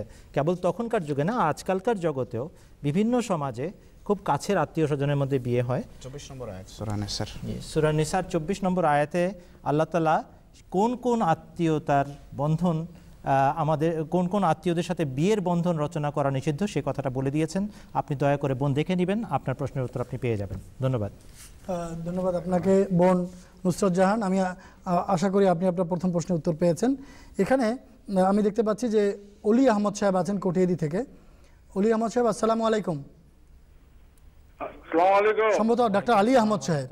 ডক্টর আলী আহমদ সাহেব, আসসালামু আলাইকুম। ডক্টর আলী আহমদ কটিয়াদি। জি জি, আলী আহমদ সাহেব, আসসালামু আলাইকুম।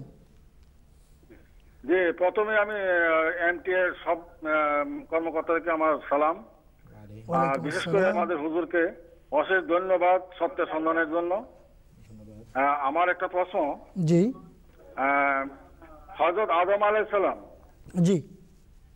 শুনতে পাচ্ছেন? আমরা শুনতে পাচ্ছি।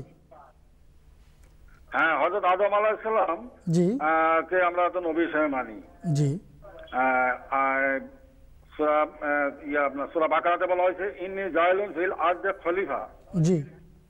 কিন্তু ওনাকে আমরা তো নবী হিসেবে মানি, কিন্তু বর্তমানে আমাদের যে খলিফার খেলাফত চলছে, জি, ওই খলিফা আর ওই খলিফার মধ্যে আমাদের কি ডিফারেন্স? আচ্ছা, বুঝিয়ে বলবেন কি?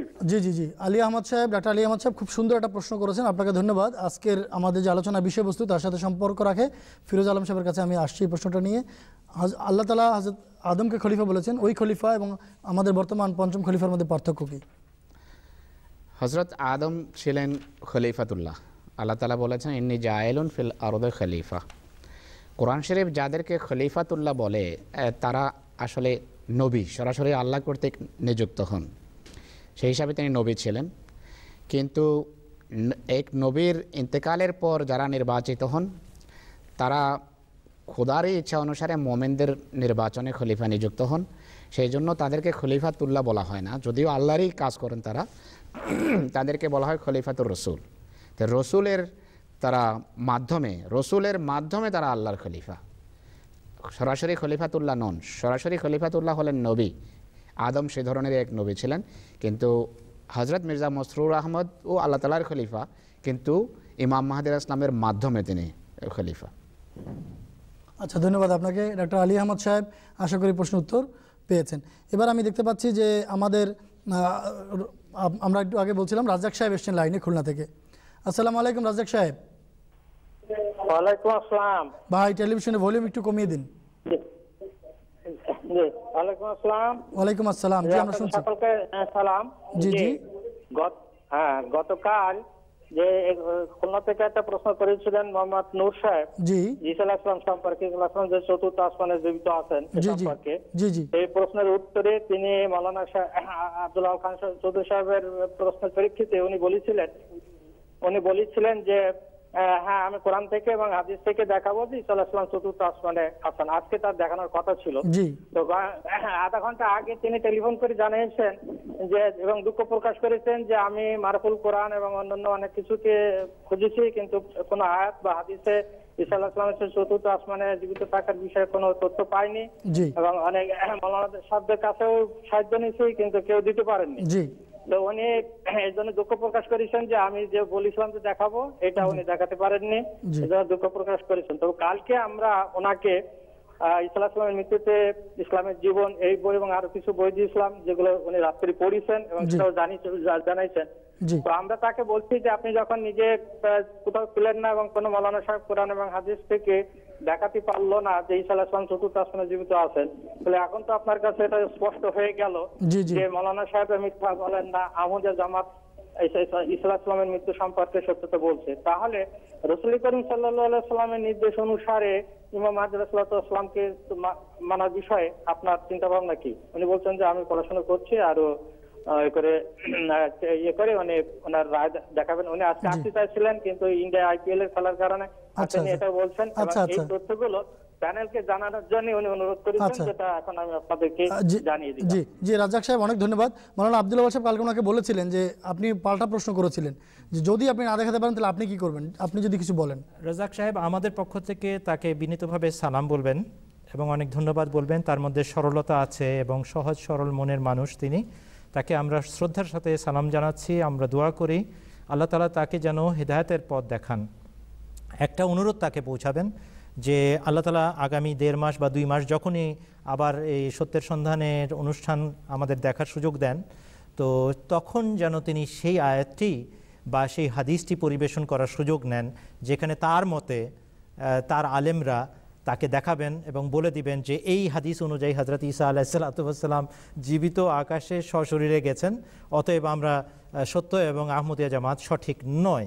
আমরা অপেক্ষায় থাকব আরও 1.5 মাস যদি উনি সময় নিতে চান, সারা বাংলাদেশের কেন সারা পৃথিবীর আলেমদের সহযোগিতা নেন, তবে সেই আয়াতটা বের করতে হবে কোরআন শরীফের আয়াতগুলোর মধ্যে থেকে যেখানে সশরীরে জীবিত আকাশে গেছেন। যদি কোরআনের সাহায্য না পান তাহলে হাদিসের সাহায্য নিতে পারেন, যে হাদিস দ্বারা সাব্যস্ত হয়ে যাবে যে হযরত ঈসা আলাইহিস সালাম জীবিত সশরীরে আকাশে গেছেন। আর যদি সহিহ হাদিস না পান, যায়িফ হাদিস নিয়ে আসেন, তারপরেও আমরা তাদেরকে সত্যবাদী মানব এবং নিজেদেরকে মিথ্যাবাদী ঘোষণা করব। এবং আজ থেকে 120 বছর আগের চ্যালেঞ্জ অনুযায়ী 20,000 টাকা, 100 বছরের বেশি সময় আগে চ্যালেঞ্জ অনুযায়ী 20,000 রুপি পরিমাণ জরিমানা আদায় করব। যা দাম ধার্য করেন তারা, সেই অনুযায়ী আমরা জরিমানা আদায় করব এবং তার হাতে তওবার বয়াত করব। যে ব্যক্তি আমাদেরকে দেখাতে পারবেন তো অবশ্যই তাকে আমাদের সালাম দেবেন এবং বলবেন যে আমরা অপেক্ষায় রইলাম। এবং এই অনুষ্ঠানের মাধ্যমে যে তাকওয়াশীল আলেমরা অনুষ্ঠান দেখছেন তাদেরকেও দাওয়াত, আপনারা বের করেন কোরআনের সেই আয়াতটি কোনটি, যেখানে হযরত ঈসা আলাইহিস সালাতু ওয়াস সালাম জীবিত সশরীরে আকাশে গেছেন, কোন হাদিসে বলা আছে জীবিত সশরীরে আকাশে গেছেন, আমাদেরকে দেখিয়ে বাধিত করবেন। শুধু এতটুকু মনে রাখবেন, হযরত মির্জা গোলাম আহমদ কাদিয়ানী আলাইহিস সালামের এই যে চ্যালেঞ্জ, যেটা আমরা পুনরাবৃত্তি করছি, এই চ্যালেঞ্জ প্রকাশের পর কোনো জায়গায় যদি 1326 হিজরিতে তিনি মারা গেছেন, তো তারপরে 1350 হিজরিতে যদি কোনো কলমি নুসখা ছাপানোর সময় ইলাস সামা বই কেউ লিখে থাকে, সেটা গ্রহণযোগ্য হবে না। কোরআন থেকে দেখাতে হবে, হাদিস থেকে দেখাতে হবে। সহি হাদিস থেকে না পারলে জয়ীফ হাদিস থেকে দেখান, কিন্তু নকল করা পরে বিকৃত হাদিস দেখাবেন না, কেননা আমরা চট করে সেটার আসলটা দেখিয়ে দিব, আসল রূপটা কী ছিল, পরবর্তীকালে বিকৃত রূপ কী আছে। আমাদের পক্ষ থেকে এই অনুরোধটা দাবির সাথে রাখবেন। সারা পৃথিবীর আলেমদের কাছে আমাদের আমন্ত্রণ, আসুন চেষ্টা করে দেখি যদি শেষ রক্ষা হয়, ঈসা আলাইহিস সালাতু ওয়াস সালামকে যদি জীবিত সাব্যস্ত করে দিতে পারি, তাহলে এই আহমদিয়া জামাতের খপ্পর থেকে মানুষকে রক্ষা করা সম্ভব হবে তাদের ভাষায়। কিন্তু ভাই, আহমদিয়া জামাতের পক্ষ থেকে এই কথা আল্লাহর পক্ষ থেকে প্রদত্ত জ্ঞানের ভিত্তিতে হযরত মির্জা গোলাম আহমদ কাদিয়ানী আলাইহিস সালাম বলে গেছেন। আগের ঈসা আলাইহিস সালাম মারা গেছেন, কোরআন বলে মারা গেছেন, হাদিস বলে মারা গেছেন। অতএব কোনো হাদিস, কোনো কোরআন তাদের ঘোষণার বিপক্ষে গিয়ে উল্টো কথা বলবে না। ধন্যবাদ। ধন্যবাদ আপনাকে মৌলানা সাহেব। উনি তো কালকে বলে গেছিলেন, কিন্তু আজকে বলছেন যে উনি তো খুঁজে পান না, আরো সময় দিচ্ছি। কিন্তু হযরত মসিহ মাউদ আলাইহিস সালাতু ওয়াস সালামের যুগ থেকে তো সেই খোঁজা শুরু হয়েছে, যখন 123 বছর ইসবের গল্পের মতো এখনো খুঁজছে। 123 বছর যখন অপেক্ষা করতে পেরেছি, আরো 2 মাস কোনো অসুবিধা নেই। কিন্তু খুবই ভদ্র মানুষ ইনি, রাজাক সাহেব, যিনি অন্তত ফোন করে এটা বলেছেন যে ভাই আমি খুঁজে পাই নাই, কিন্তু আমি পড়াশোনা করছি, আপনাদের যে দাবিটি আছে ইমাম ইসলামের, এই ব্যাপারে আমি পড়াশোনা করছি। আল্লাহ তাআলা ওনাকে গভীর অন্তর্দৃষ্টি দান করুন এবং সত্য বোঝার তৌফিক দিন, আমরা এই দোয়াটা করছি। আমি এখানে দেখতে পাচ্ছি যে লাইনে আছেন আব্দুল মান্নান সাহেব চট্টগ্রাম থেকে। আসসালামু আলাইকুম আব্দুল মান্নান সাহেব। ওয়ালাইকুম আসসালাম ওয়া রাহমাতুল্লাহ। ভাই প্রশ্ন করুন। ওয়ালাইকুম আসসালাম, শুনছি আমরা, প্রশ্ন করুন। জি, আপনাদের সবাইকে আমার সালাম জানাচ্ছি। ওয়ালাইকুম আসসালাম ওয়া রাহমাতুল্লাহ। জি, আমি আহমদি একজন। জি জি জি, আমি একজন আহমদি। জি, আপনি টেলিভিশনে ভলিউমটা একটু বন্ধ করে দিন ভাই, টেলিফোনে শুনতে থাকুন, তাহলে বোঝা যাবে। হ্যালো, আসসালামু আলাইকুম। ওয়ালাইকুম আসসালাম। মান্নান সাহেব আপনি আপনার প্রশ্নটি করে দিন। মান্নান সাহেব আপনি আপনার প্রশ্নটি করুন। জি হ্যালো। জি হ্যালো, আমরা শুনছি। জি, আমার প্রশ্ন হচ্ছে, আমি আহমদি। জি, এরপরের কথাটা বলেন। আহমদি শরীফ পড়ি। জি জি জি, যে কোরআন শরীফে, আমাদের কোরআন শরীফে ওই বিসমিল্লাহকে 1 নম্বর আয়াত ধরা হয়। জি জি, কিন্তু বাইরে যে কোরআন শরীফ যারা ছাপায় এদের এগুলো বিসমিল্লাহকে আয়াত ধরে না, 1 নম্বর আয়াত ধরে না। জি, এটা একটু ভালো বুঝিয়ে বলবেন, সেটা আমি আসলে বুঝতে পারি না। আর আরেকটা প্রশ্ন হচ্ছে, হ্যাঁ বলুন বলুন, আমরা শুনছি, বলুন। জি, আরেকটা প্রশ্ন হচ্ছে, আমি আগে নামাজ পড়তাম যে ওই যে কোনো সূরা পড়লে আমি বিসমিল্লাহ দিয়ে পড়তাম না কি, হ্যাঁ, আগে যেভাবে শেখানো হয়েছে। এখন আমি নামাজে যে কোনো সূরা পড়লে প্রথমে বিসমিল্লাহ পড়ি, এটা কি ভুল কিনা সঠিক একটু বুঝিয়ে বলবেন। আচ্ছা আচ্ছা, ধন্যবাদ আপনাকে। আপনি অনুষ্ঠানটি দেখতে থাকুন। আমাকে জানানো হয়েছে আমাদের বিরতির সময় হয়ে গেছে, আমি বিরতিতে যাচ্ছি। বিরতির পর মান্নান সাহেব আপনার প্রশ্নের উত্তর দেওয়া হবে, আপনি অনুষ্ঠানটি দেখতে থাকুন। শুধু দর্শকবৃন্দ, আমরা দেখতে দেখতে অনুষ্ঠানে প্রায় প্রথমার্ধের শেষ দিকে এসে গেছি। তো আমরা একটি ছোট্ট বিরতি নিচ্ছি, বিরতির পর ফিরে আসবো। আশা করি আপনারা আমাদের সাথেই থাকবেন।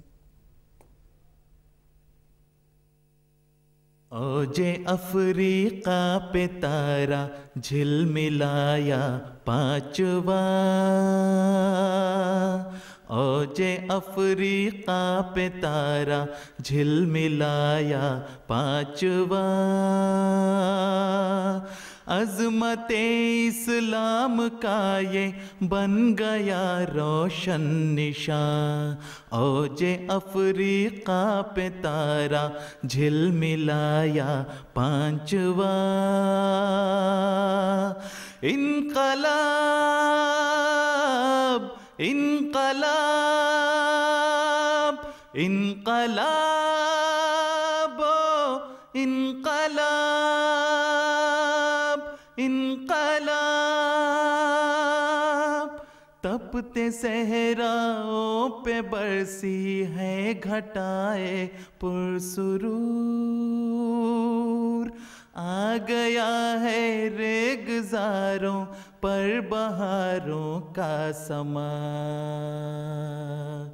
तपते सहराओं पे बरसी है घटाए पुरसुरूर। आ गया है रेगज़ारों पर बहारों का समा। औजे अफ्रीका पे तारा झिलमिलाया पांचवा। अज़मत इस्लाम का ये बन गया रोशन निशान। औजे अफ्रीका पे तारा झिलमिलाया पांचवा। इनकलाब इनकलाब इनकलाब इनकलाब।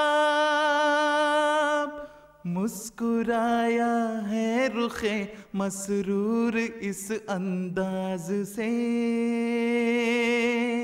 देखते ही देखते एक खिल उठा है गुलसिता। मुस्कुराया है रुखे मसरूर इस अंदाज से। देखते ही देखते एक खिल उठा है गुलसिता। औजे अफ्रीका पे तारा झिलमिलाया पांचवा। अज़मत इस्लाम का ये बन गया रोशन निशान। इनकलाब इनकलाब इनकलाब इनकलाब। तिश्ना रूहों ने बुझा ली अपनी बरसों की प्यास। इश्क मस्ती में हुए मखमूर सब पीरो जवान। तिश्ना रूहों ने बुझा ली अपनी बरसों की प्यास। इश्क मस्ती में हुए मखमूर सब पीरो जवान। औजे अफ्रीका पे तारा झिलमिलाया पांचवा। औजे अफ्रीका पे तारा झिलमिलाया पांचवा। अज़मत इस्लाम का ये बन गया रोशन निशान। इनकलाब इनकलाब इनकलाब इनकलाब। उसकी बातें खामोशी भी और उसके सब खिताब। है ये इसका पेश खैमा आ रहा है इनकलाब। उसकी बातें खामोशी भी और उसके सब खिताब। है ये इसका पेश खैमा आ रहा है इनकलाब। आ रहा है इनकलाब। आ रहा है इनकलाब। औजे अफ्रीका पे तारा झिलमिलाया पांचवा। अज़मत अज़मते इस्लाम का ये बन गया रोशन निशान। इनकलाब इनकलाब इनकलाब इनकलाब इनकलाब इनकलाब। ओ जे अफ्रीका पे तारा झिलमिलाया पांचवा, अज़मते इस्लाम का ये बन गया रोशन निशान।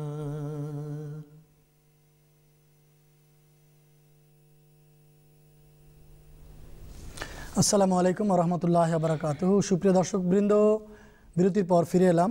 বিরতির সময় আপনারা যে নজমটি শুনছিলেন, খুবই সুন্দর একটি নজম, যে ছবিগুলো দেখানো হয়েছে আপনারা দেখেছেন। আমাদের প্রিয় ইমাম সৈয়দান হযরত আমিরুল মুমিনিন খলিফাতুল মসিহ আল খামেস আইয়াদাহুল্লাহ তাআলা বিনাসিল আজিজের আফ্রিকা সফরের বিভিন্ন দৃশ্য 2005 এবং 2008 সনে যখন তিনি আফ্রিকা সফরে গিয়েছিলেন, সেখানকার নিবেদিত প্রাণ আহমদিরা কীভাবে খলিফাকে স্বাগত জানিয়েছেন, খোদার খলিফাকে, সেই দৃশ্য আপনারা দেখলেন। আর খোদার খলিফাও কিভাবে তাদেরকে প্রাণঢালা ভালোবাসা দিয়েছেন, সেই দৃশ্য আপনারা উপভোগ করলেন। আমরা ফোন লাইনে কথা বলছিলাম। গতকালকে ঢাকা থেকে নিয়াজ সাহেব ফোন করেছিলেন এবং তিনি বলেছিলেন ইমাম মাহাদি আলাইহিস সালাম আসলে তাকে যে মানতে হবে, বরফের উপর দিয়ে হামাগুড়ি দিয়ে যেতে হলেও সেই হাদিসটি কোথায়, আমরা সেটি গতকাল দেখিয়েছিলাম। এবং তিনি আরেকটি হাদিস জানতে চেয়েছিলেন যেখানে নবী করিম সাল্লাল্লাহু আলাইহি ওয়াসাল্লাম বলেছেন যে ইমাম মাহাদি আসলে তাকে আমার সালাম পৌঁছিও। এই হাদিসটি আমরা একটু পরে দেখাবো। নিয়াজ সাহেব, আপনি যদি অনুষ্ঠান এখন না দেখে থাকেন, তাহলে আপনি যদি আমার কথাগুলো শুনতে পান কোনোভাবে, তাহলে টিভির পর্দার সামনে আসুন। আমি একটি ফোন কল নিচ্ছি, তারপরে সেই হাদিসটি আমরা দেখাবো। এখানে আমি ইনায়েত হোসেন সাহেব তালুকদার, একজন আহমদি ভাই, আমাদের অনুষ্ঠানটি দেখছেন, তিনি এখন ফোন লাইনে আছেন। ইনায়েত হোসেন তালুকদার সাহেব, আসসালামু আলাইকুম। ইনায়েত হোসেন তালুকদার সাহেব, আপনি শুনতে পাচ্ছেন? জি জি শুনতে পাচ্ছি। জি ভাই, আপনি আপনার প্রশ্নটি করুন। হ্যালো হ্যালো, জি আমি শুনতে পাচ্ছি। আপনার প্রশ্ন হচ্ছে, জি আমার প্রশ্ন, হ্যাঁ আমি প্রশ্ন করছি যে আমার প্রশ্ন হয়েছে, বলুন, আমরা শুনছি। প্রশ্নটা হচ্ছে যে ঢাকা দেওয়ানবাগ আছে, জি ঢাকা দেওয়ানবাগ, আমাদের ইনি দাবি করতেছে যে ওনাকে নাকি চাঁদের ভিতরে দেখা গেছে আর কি, ওনাকে নাকি চাঁদের ভিতরে দেখা গেছে, উনি ঈসা আলাইহিস সালাম দাবি করতেছে আর কি। তো এখন উনি আবার মানুষকে মূল্যায়ন করে, আপনার উনি মানুষের কাছ থেকে টাকা পয়সাও নেয়, এটা কিভাবে, কেমন দাবি? শুনতে পেয়েছেন নামটা? এটাকে আমরা কিভাবে মেনে নেব এটা? আচ্ছা আচ্ছা আচ্ছা আচ্ছা, ধন্যবাদ ইনায়েত হোসেন সাহেব। আপনি একটু লাইনে থাকেন, আমি প্যানেলের কাছে রাখছি প্রশ্নটি শুনতে পেয়েছেন বোধহয়। মৌলানা আউয়াল সাহেব যদি উত্তর দিতেন। আপনার প্রশ্ন হচ্ছে দিওয়ানবাগী সাহেব, ঢাকার বাবে রহমত সাহেব, তিনি দাবি করছেন তিনি নাকি ঈসা মুরিদও বানাচ্ছেন, তিনি নাকি নানা রকমের দাবি দাওয়া করছেন, কিভাবে আমরা মেনে নিব? চাঁদে নাকি তাকে দেখা গেছে, এটা তার একক দাবি নয়। এখন আপনি যদি ওয়েবসাইটে যান, সেখানে চাঁদে আমার চেহারা দেখা গেছে এরকম লোকও আছে, গওহর শাহী, তাকে পাওয়াই যাচ্ছে না। পাকিস্তানে একজন দাবি করে বসে আছেন, পাওয়া যাচ্ছে না, উনি নাকি ইমাম মাহদি। এরকম আরও লোকেরদের দাবির অন্ত নেই। ভাই ভালো করে বুঝেন ব্যাপারটা। সত্য মাহাদি তিনি হবেন যিনি ঈসা হবেন। ওয়ালাল মাহাদিও ইল্লা ঈসা ইবনু মারিয়ামা। আসবেন কবে? ত্রয়োদশ শতাব্দীর শেষে, চতুর্দশ শতাব্দী হিজরির শিরোভাগে। কোথায় পেলাম? গতকাল আলোচনা করেছিলাম 3 শতাব্দী সর্বোত্তম শতাব্দী, তারপরে 1000 বছরের অন্ধকার যুগ 1300, 300 বছর যোগ 1000 1300 যখন শেষ হবে, পূর্ণ হবে, তখন হচ্ছে ইমাম মাহদি আলাইহিস সালামের যুগ।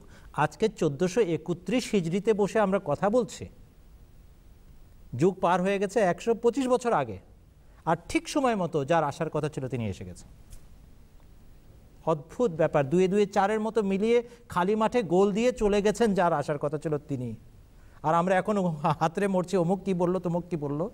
ভালো করে আপনাকে আবার বলছি, এখন গণমাধ্যম প্রযুক্তির যুগ, কোনো কিছু ঢাকাও নয়, লুকানোও নয়। গিয়ে ইন্টারনেটে সার্চ দেন ইমাম মাহদির দাবিদার কতজন এসছেন, আগে পিছে অনেক দাবিদার দেখবেন অমুক সাহেব সুদানে দাবি করেছেন, অমুক সাহেব সৌদি আরবে দাবি করেছেন, কেউ টিকে নাই, কেউ জীবিত নাই, সব ধ্বংস হয়েছে। মধ্যখানে হজরত মির্জা গোলাম আহমদ কাদিয়ানী আলাইহিস সালামের দাবি আছে ঠিক সময় মতো, আর একমাত্র জয়যুক্ত ব্যক্তি। অদ্ভুত শান আল্লাহর, একটা নিদর্শন আল্লাহর। আমি যতবার দেখি, আমি দুরূদ শরীফ পড়ি, যে অদ্ভুত ব্যাপার, প্রযুক্তির মধ্য দিয়ে আল্লাহ তাআলা দেখাচ্ছেন উপরেরটা বাদ, নিচেরটা বাদ, মধ্যেরটা ঠিক। কেননা সুদানে 30 বছর আগে খুনাখুনি করেছে, ব্রিটিশদের হাতে মারা গেছে। এই পরের জন সৌদি আরবে দাবি করেছে 14 শতাব্দী হিজরি শেষ বছরে এসে, যে আচ্ছা ভাই শতাব্দী শেষ হওয়ার আগে দাবি করে দিই। তার দুলাভাই নেতৃত্ব দিয়েছেন 200 জন সামরিক সেনাবাহিনীর সদস্যদেরকে, কাবা শরীফের চত্বরে তাদেরকে মারা হয়েছে, এবং যাদেরকে নিয়ে যাওয়া হয়েছে ধরে তাদেরকে পরে গর্দান কাটা হয়েছে তাদের নিয়ে। ইমাম মাহদির এটাই লক্ষণ। অতএব আজকের বাবের রহমত সাহেব কি বললেন, আর অমুক সাহেব কি বললেন, আর তমুক সাহেব কি বললেন, এটা বিষয় নয়। যখন যার জন্য আশা নির্ধারিত ছিল, যার জন্য যে নিদর্শন নির্ধারিত ছিল, সেই নিদর্শন সহ আসবেন। চাঁদে দেখা যাবে আমার চেহারা, এটা তো বলা নাই হাদিস শরীফে। বলা আছে চন্দ্রগ্রহণ এবং সূর্যগ্রহণ একই রমজানের নির্ধারিত তারিখে হবে। কোথায় কি আর কোথায় কি, ভালো করে লক্ষণগুলো পড়ুন, দোয়া করুন। আর যে ব্যক্তি এসছেন তার সাথে অলৌকিক নিদর্শন এবং লক্ষণাবলী আছে, সেটাকে যাচাই করুন, বাছাই করুন। আজকে আমরা বসেছি খেলাফত দিবসে। একটা কথা চিন্তা করে দেখেন, এটার সাথে কত বড় সম্পর্ক ইমাম মাহদির সত্যতার। আমি বলতে পারি আমি মারা যাব, আমার ছেলে আমাকে সম্মানের সাথে উল্লেখ করবে, আমাকে স্মরণ রাখবে, কেউ বলতে পারে। তার ছেলে আদৌ জীবিত থাকবে কিনা কেউ বলতে পারে। এটা আল্লাহ তাআলার মেহেরবানি, আল্লাহ তাআলা যাকে ফজল করেন, যার প্রতি ফজল করেন। কিন্তু এক ব্যক্তি মৃত্যুর 3 বছর আগের থেকে বলে যাচ্ছেন যে আমার সময় ঘনিয়ে এসেছে, আল্লাহ আমাকে জানাচ্ছেন আমি মারা যাব, তোমরা প্রস্তুতি নাও, ঘাবড়ে যেও না, আমার পরে খেলাফত, ব্যক্তিকেন্দ্রিক খেলাফত প্রতিষ্ঠিত হবে, এবং এই খেলাফতের ধারা আমার মৃত্যুর পর প্রতিষ্ঠিত হবে, এর আগে এটার অস্তিত্ব থাকবে না। এই নিয়ামত, এই কুদরত, এই শক্তি এবং মহিমার বহিঃপ্রকাশ আমার মৃত্যুর পর আসবে, এটা বলছেন। তারপরে বলছেন একবার আসবে না, কিয়ামত পর্যন্ত আসতে থাকবে, এবং স্থায়ী নিয়ামত হবে এটি। আর সেই ঘটনা আমরা প্রথমবার হযরত হাকিম নুরুদ্দিন সাহেব রাদিয়াল্লাহু আনহু, হযরত মির্জা বশিরউদ্দিন মাহমুদ আহমদ রাদিয়াল্লাহু আনহু, হযরত মির্জা নাসির আহমদ রাহমাতুল্লাহ আলাইহি, হযরত মির্জা তাহের আহমদ রাহিমাহুল্লাহু তাআলা, এবং হযরত মির্জা মসরুর আহমদ আইয়াদাহুল্লাহু তাআলা বিনসরিল আজিজের মাধ্যমে পূর্ণ হতে দেখছি স্বচক্ষে। কিভাবে অস্বীকার করতে পারি? যার ভবিষ্যৎবাণী সেটা আমরা পূর্ণ হতে দেখছি। আমরা কি আপনাদেরকে এটা দেখাবো যে ছবিগুলো আছে আমাদের বর্তমান খলিফা পর্যন্ত, যে 5 খলিফা আমরা দেখেছি হযরত ইমাম মাহদী আলাইহিস সালামের। এই দেখুন, হযরত মাওলানা হাকিম নুরুদ্দিন সাহেব রাদিয়াল্লাহু আনহু ভেরার অধিবাসী। হযরত হাকিম নুরুদ্দিন সাহেব বড় চিকিৎসক ছিলেন, কুতুব ছিলেন, এবং উপমহাদেশের নামকরা আলেম ছিলেন। তিনি প্রথম দর্শনে হযরত মির্জা গোলাম আহমদ কাদিয়ানী আলাইহিস সালামকে চিনেছিলেন, এই সত্য। এবং তার সবচেয়ে একনিষ্ঠ প্রেমিক ছিলেন, যার জন্য দিওয়ানা মতো, পাগলের মতো ছুটতেন তিনি কাদিয়ানে, এবং তার প্রেমিকের, তার প্রেমাস্পদের এক ঝলক দেখার জন্য কাতর হয়ে থাকতেন। এরপরে আছেন হযরত মির্জা বশিরউদ্দিন মাহমুদ আহমদ সাহেব।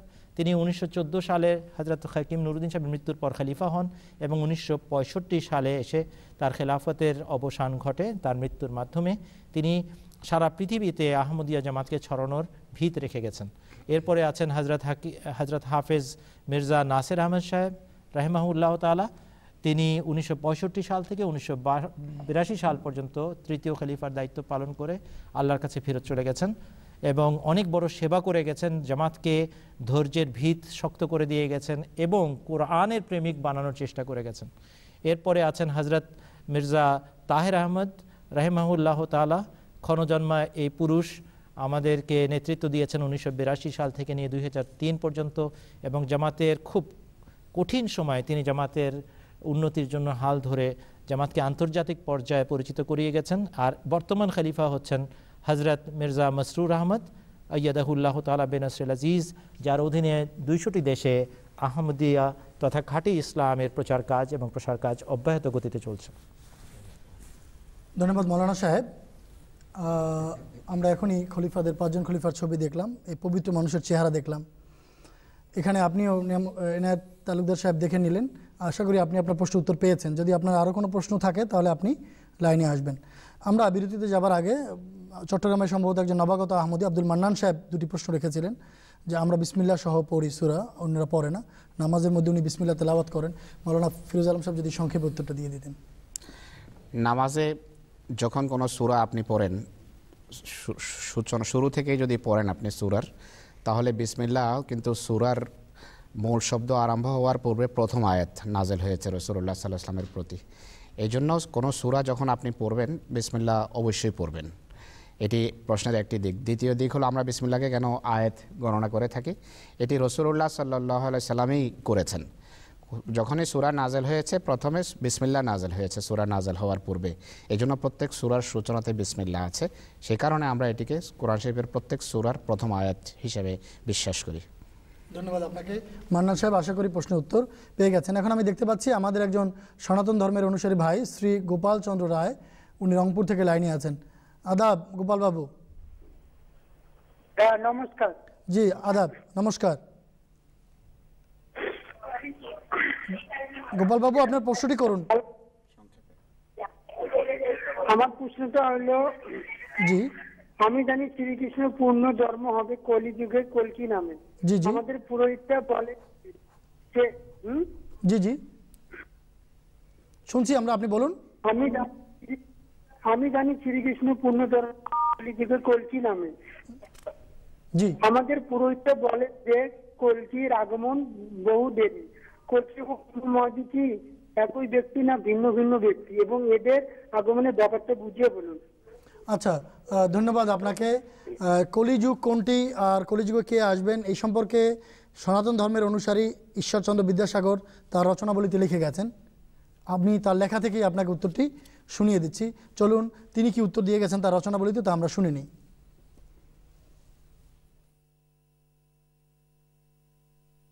এই অংশটি ঈশ্বরচন্দ্র বিদ্যাসাগরের বেতাল পঞ্চবিংশতির পঞ্চম উপাখ্যান থেকে নেওয়া হয়েছে। এক দিবস রাজা হরিশ্চন্দ্র সভা মধ্যে হরিদাসকে জিজ্ঞাসা করিলেন, হরিদাস, তুমি কি বোধ করো, কলিযুগের আরম্ভ হইয়াছে কিনা? তখন সে কৃতাঞ্জলি হইয়া কহিল, হ্যাঁ মহারাজ, কলিকাল উপস্থিত হইয়াছে। তাহার অধিকার প্রভাবেই সংসারে মিথ্যা প্রপঞ্চ প্রবল হইয়া উঠিতেছে, সত্যের হ্রাস হইতেছে, পৃথিবী অল্প ফল দিতেছে, লোক মুখে মিষ্ট বাক্য ব্যবহার করে কিন্তু অন্তরে সম্পূর্ণ কপটতা। রাজারা প্রজার সুখ সমৃদ্ধির প্রতি দৃষ্টি না রাখিয়া কেবল কোষ পরিপূরণে যত্নবান হইয়াছেন। ব্রাহ্মণেরা সৎকর্মের অনুষ্ঠান বিসর্জন দিয়াছেন এবং যৎপরনাস্তি লোভী হইয়াছেন। স্ত্রীলোক লজ্জায় এককালে জলাঞ্জলি দিয়াছে এবং সর্ববিষয়ে সম্পূর্ণ স্বাতন্ত্র্য অবলম্বন করিয়াছে। পুত্র পরম গুরু পিতামাতার শুশ্রূষায় ও আজ্ঞা প্রতিপালনে পরাণমুখ হইয়াছে। ভ্রাতা ভ্রাতার প্রতি সর্বতোভাবে স্নেহশূন্য দৃষ্ট হইতেছে। মিত্রতা নিবন্ধন, অকৃত্রিম প্রণয় সম্বলিত সরল ব্যবহার আর দৃষ্টিগোচর হয় না। নিত্য নৈমিত্তিক প্রভৃতি শাস্ত্রোক্ত কর্মে কাহারও আস্থা দেখিতে পাওয়া যায় না। পামরেরা বুদ্ধি ও বিদ্যার অহংকারে প্রতিকূল তর্ক দ্বারা ধর্মমূলে সনাতন বেদশাস্ত্রের বিপ্লাবনে উদ্যত হইয়াছে। মহারাজ, ইত্যাদি নানা প্রকারে কেবল ধর্মের তিরোভাব এবং অধর্মের প্রাদুর্ভাব সর্বত্র নেত্রগোচর হইতেছে। রাজা শুনিয়া সন্তুষ্ট হইয়া হরিদাসের সবিশেষ প্রশংসা করিলেন। গোপাল বাবু শুনছিলেন আপনি ঈশ্বরচন্দ্র বিদ্যাসাগর বাবু কি বলে গেছেন তা। কলিযুগ এটি ধর্মীয় গ্রন্থ এবং ইতিহাস গ্রন্থ এবং অনেকের রচনাবলী থেকে এটি প্রমাণিত। এখন যাচাই বাছাই করে এই কলিযুগে যিনি এসেছেন তিনি কল্কি অবতার, আমরা তাকে মেনেছি। আপনাদের এবং আমাদের সবার দায়িত্ব তাকে মানা, যাচাই করুন এবং বাছাই করুন এবং দায়িত্ব পালন করবেন আশা করি। এবারে আমি দেখতে পাচ্ছি লাইনে আছেন এক বোন নাসরিন আক্তার জলি, টরন্টো কানাডা থেকে। আসসালামু আলাইকুম। জি আসসালামু আলাইকুম। ওয়ালাইকুম আসসালাম ওয়া রাহমাতুল্লাহ। জি আপনারা কেমন আছেন? জি আমরা ভালো আছি বোন, সময় খুব কম, সংক্ষেপে প্রশ্নটি করুন। জি আমার প্রশ্ন হচ্ছে, হযরত ইমাম মাহদী আলাইহিস সালাম তার আল ওসিয়ত পুস্তিকায় বলেছেন, জি আমি খোদার মূর্তিমান কুদরত, জি এবং আমার অন্তর্ধানের পর দ্বিতীয় কুদরতের আবির্ভাব হবে। জি এই দ্বিতীয় কুদরত বলতে কি তিনি খেলাফতকে বুঝিয়েছেন? যদি তাই হয়ে থাকে তাহলে এই দ্বিতীয় কুদরতের স্থায়িত্বকাল কত বছর ব্যাপ্তি হবে? আচ্ছা, কেননা আমরা জানি মহানবীর ইন্তেকালের পরে কেবলমাত্র 4 জন খলিফা ছিলেন, জি, এরপর আর কোনো খেলাফত প্রতিষ্ঠিত হয়নি। জি, তাহলে ইমাম মাহদির খলিফা আনুমানিক কয়জন হবেন? আচ্ছা, ধন্যবাদ বোন আপনাকে। আপনি টেলিফোন রেখে দিন, আপনার প্রশ্নের উত্তর আমরা দিচ্ছি। প্রথম কথা তো মসিমা আসলাম বলে গেছেন যে তারপরে খেলাফত প্রতিষ্ঠিত হবে। তিনি জানতে চাচ্ছেন যে এই খেলাফতের স্থায়িত্বকাল কতটুকু, মাওলানা আবুল সাহেব যদি উত্তর দিন। যেখানে তিনি খলিফা হবার ভবিষ্যৎবাণী দিচ্ছেন সেখানে উনি বলে দিচ্ছেন যার ধারাবাহিকতা কিয়ামত পর্যন্ত বিচ্ছিন্ন হইবে না, এটি স্থায়ী। অর্থাৎ বোন, আপনার জন্য সুসংবাদ, হযরত মুহাম্মদ সাল্লাল্লাহু আলাইহি ওয়াসাল্লামের এক দাসের মাধ্যমে রাসূলুল্লাহর বরকত প্রকাশিত হয়েছে এবং সেই বরকত স্থায়িত্ব পেয়েছে। কেননা আমাদের মতো দুর্বলরা যেন নষ্ট না হয়ে যায়, পাখির ডানার তলে যেন ছানারা বড় হয়, তা না হলে চিলে ছো মেরে নিয়ে যাবে। তো এই জন্য আমাদেরকে আল্লাহ তাআলা এই খেলাফতের নিয়ামতটা দিয়েছেন, যেটা স্থায়ী নিয়ামত, আর আমাদেরকে এই নিয়ামতের কদর করতে শিখতে হবে। তো এটা 4 এবং 5-এর প্রশ্ন নয়, কথাটি হচ্ছে হযরত মুহাম্মদ সাল্লাল্লাহু আলাইহি ওয়াসাল্লামের বরকতে এই খেলাফত পুনঃপ্রতিষ্ঠা লাভ করেছে। হযরত মসিহে মাউদ আলাইহিস সালাতু ওয়াসসালাম নিজে খলিফাতুল্লাহও বটে এবং একই সময় তিনি খলিফাতুর রাসূলও বটে। খলিফাতুর রাসূল এই অর্থে যে তিনি হযরত মুহাম্মদ সাল্লাল্লাহু আলাইহি ওয়াসাল্লামের প্রতিনিধিত্ব করছিলেন তার দাসত্বে, আর আল্লাহ তাকে কবুল করে খলিফাতুল্লাহর মকাম দান করেছেন। সেই জন্য তার মাধ্যমে খেলাফত আবার চালু হয়েছে। হযরত মুহাম্মদ সাল্লাল্লাহু আলাইহি ওয়াসাল্লামেরই আধ্যাত্মিক দ্বিতীয় আগমন হিসাবে তিনি এসেছেন, আর তার মাধ্যমে সেই আধ্যাত্মিক নিয়ামত কিয়ামত পর্যন্ত বিস্তৃতি লাভ করতে যাচ্ছে। আল্লাহ তাআলা করুন যেন আমাদের মাঝে ঈমান এবং আমালে সালেহাত সৎকর্ম বিদ্যমান থাকে, যেন আমরা কিয়ামত পর্যন্ত বংশ পরম্পরায় এই নিয়ামতের ভাগী হতে পারি। ধন্যবাদ আপনাকে মাওলানা সাহেব। বোন নাসরিন আক্তার সাহেব উত্তর পেয়েছেন। যে উদ্ধৃতিটি আমরা দেখিয়েছিলাম তাইদ আলমের কণ্ঠে শোনানো হয়েছিল, সেই উদ্ধৃতির শেষে মসিম আসলাম বলেছেন যে আমার পর আরও কতিপয় ব্যক্তি আসবেন। উনি কোনো সংখ্যা উল্লেখ করে দেননি, কিন্তু এটা স্পষ্ট বলে দিয়েছেন যে এই ধারাবাহিকতা কিয়ামত পর্যন্ত বিচ্ছিন্ন হবে না। কিয়ামত পর্যন্ত যতজন প্রয়োজন পড়ে আল্লাহ তাআলা ততজনকে পাঠাতে থাকবেন। এবং তার প্রশ্ন ছিল দ্বিতীয় কুদরত বলতে কি খেলাফতকে বুঝিয়েছেন? জি, দ্বিতীয় কুদরতকে বলতে স্পষ্টভাবে তিনি খেলাফতকে বুঝিয়েছেন। জি জি, আশা করি উত্তর পেয়েছেন। এবার আমি দেখতে পাচ্ছি যে আরেক ভাই আছেন, এনামুল হক সাহেব, তিনি একজন আহমদী ভাই, ব্রাহ্মণবাড়িয়াতে বসে তিনি অনুষ্ঠান দেখছেন। আসসালামু আলাইকুম। এনামুল হক সাহেব, আপনি শুনতে পাচ্ছেন? এনামুল হক রনি, ঘাটুরা। আচ্ছা, ঘাটুরা থেকে এনামুল রনি সাহেব, ওই যে অতিথি আসছে ওনার নামটা লিখে এবং প্রশ্ন, ওনার নামটা বলতে বলুন আর প্রশ্নটি করতে বলুন। হ্যাঁ, নয়ন প্রশ্ন করছে। নয়ন সাহেব প্রশ্ন করছেন। জি, আসসালামু আলাইকুম। ওয়ালাইকুম আসসালাম ওয়া রাহমাতুল্লাহ। প্রশ্ন করুন নয়ন সাহেব।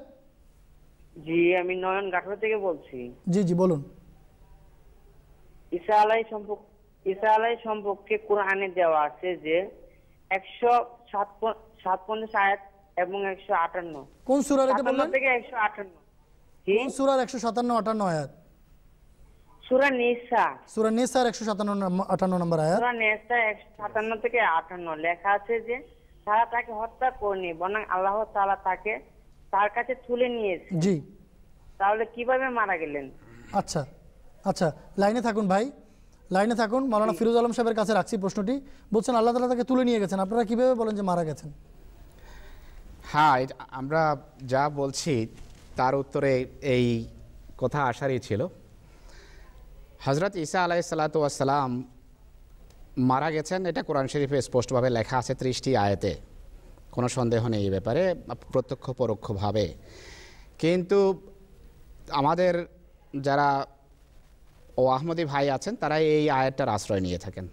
তারা বলেন যে এখানে তো আল্লাহ তাআলা বলেছেন যে আল্লাহ তাকে নিজের দিকে উঠিয়ে নিয়ে গেছেন, আর আয়াতের প্রথম দিকের শব্দ ইনি বলেছেন যে তারা তাকে ক্রুশবিদ্ধ করে মারতে পারেনি আর হত্যাও করতে পারেনি, আল্লাহ তাআলা তাকে নিজের দিকে নিয়ে গেছেন।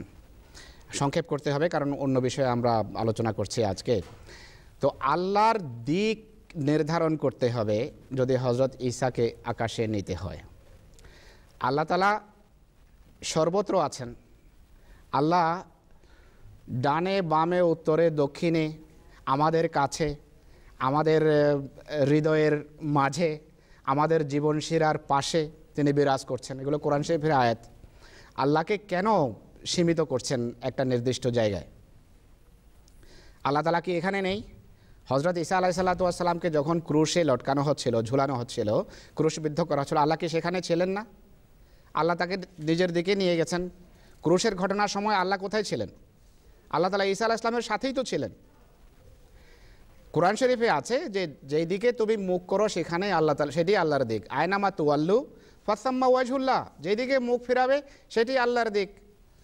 আল্লাহ তাআলা নাহনু আকরাবু ইলাইহি মিন হাবলিল ওয়ারিদ, মানুষের যে জীবনশিরা আছে সেই জীবনশিরারও কাছে আমি অবস্থান করি মানুষের। কোরআন শরীফে এই ধরনের অনেক আয়াত আছে। আল্লাহ নূরুস সামাওয়াতি ওয়াল আরজ, আকাশ এবং পৃথিবীর সকল জায়গায় আল্লাহ তাআলা রয়েছেন। আকাশ এবং পৃথিবীর তিনি জ্যোতি। তাই যদি এই কথা বলেন যে আল্লাহ তাআলা ঈসাকে আল্লাহর দিকে নিয়ে গেছেন, এখানে আল্লাহ ছিলেন না, এটি কিন্তু একটি কুফরি বাক্য। তাহলে ইনি আর আল্লাহ থাকেন না, সসীম হয়ে গেলেন আল্লাহ তাআলা। আল্লাহ তাআলাকে সসীম করা এটি অনেক বড় একটি অন্যায়। আল্লাহ তাআলা অসীম সত্তা, সব জায়গায় সর্বত্র তিনি বিরাজমান। কোরআন শরীফে এই যে শব্দটা ব্যবহার হয়েছে হযরত ঈসা আলাইহিসসালামের জন্য, এর পিছনে একটা কারণ আছে। আপনি নিজেই উল্লেখ করেছেন যে ইহুদিরা তাকে ক্রুশবিদ্ধ করে মারতে পারেনি, হত্যাও করতে পারেনি। ইহুদিদের একটা ষড়যন্ত্র ছিল, চক্রান্ত ছিল ঈসা আলাইহিস সালামকে ক্রুশে হত্যা করে অভিশপ্ত প্রমাণ করা। এর পূর্বের আরও আয়াত আছে যে তারা হযরত ঈসা আলাইহিস সালামকে এক বেবিচারিণীর সন্তান হিসেবে প্রচার করেছে, নাউজুবিল্লাহ মিন যালিক। এক সতীসাধ্যী নেক মায়ের সন্তান তিনি ছিলেন। তাদের অনেক ষড়যন্ত্র ছিল। ষড়যন্ত্রের পিছনে একমাত্র উদ্দেশ্য ছিল তাকে মিথ্যাবাদী সাব্যস্ত করা, বাইবেলের আয়াত অনুসারে তাকে অভিশপ্ত প্রমাণিত করা। আল্লাহ তাআলা বলছেন যে তারা হত্যাও করতে পারেনি, ক্রুশেও মারতে পারেনি, আমি তাকে আমার দিকে উঠিয়েছি। আল্লাহর দিকে উঠানোর এই যে পরিভাষাটি কোরআন শরীফে অন্যত্র ব্যবহার হয়েছে, আর এমন মানুষের জন্য ব্যবহার হয়েছে যারা এই পৃথিবীতে ছিল। বলম বাউর হযরত মুসা আলাইহিস সালামের যুগে এক ব্যক্তি ছিলেন যিনি খুব নেক মানুষ ছিলেন, কিন্তু নেকির অহংকার তার মাথায় ঢুকে গিয়েছিল যে আমি খুব নেক মানুষ, মুসার কথা মানার আমার দরকার কি? আল্লাহ তাআলা এই বিষয়টাকে ধরেছেন যে আমার নবীর বিরুদ্ধে দাঁড়িয়েছ।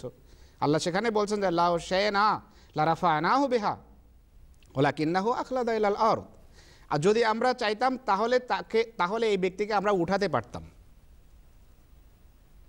ওয়ালাকিন্নাহু আখলাদা ইলাল আরদ, কিন্তু সে পৃথিবীর দিকে, জমির দিকে ঝুঁকে গেছে, জমির কীট হয়ে গেছে, পৃথিবীর কীট হয়ে গেছে।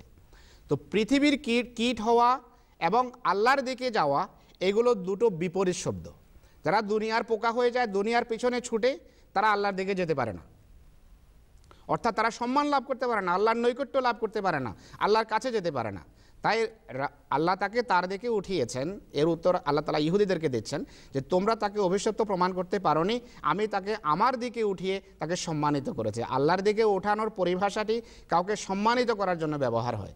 কোরআন শরীফে আরও আছে যে ইয়ারফাইল্লাহুল্লাযিনা আমানু মিনকুম ওয়াল্লাযিনা উতুল ইলমা দারাজা। এই যে রাফা শব্দ হযরত ঈসার জন্য ব্যবহার হয়েছে সূরা নিসার 157 এবং 58 নম্বর আয়াতে, যেভাবে আপনি বললেন সেই একই শব্দ কোরআন শরীফে আল্লাহ তাআলা অন্যত্রও ব্যবহার করেছেন। আল্লাহ বলছেন তোমাদের মাঝে যারা ঈমান আনে এবং যারা আধ্যাত্মিক জ্ঞান রাখে আল্লাহ তাআলা তাদেরকে উঠান।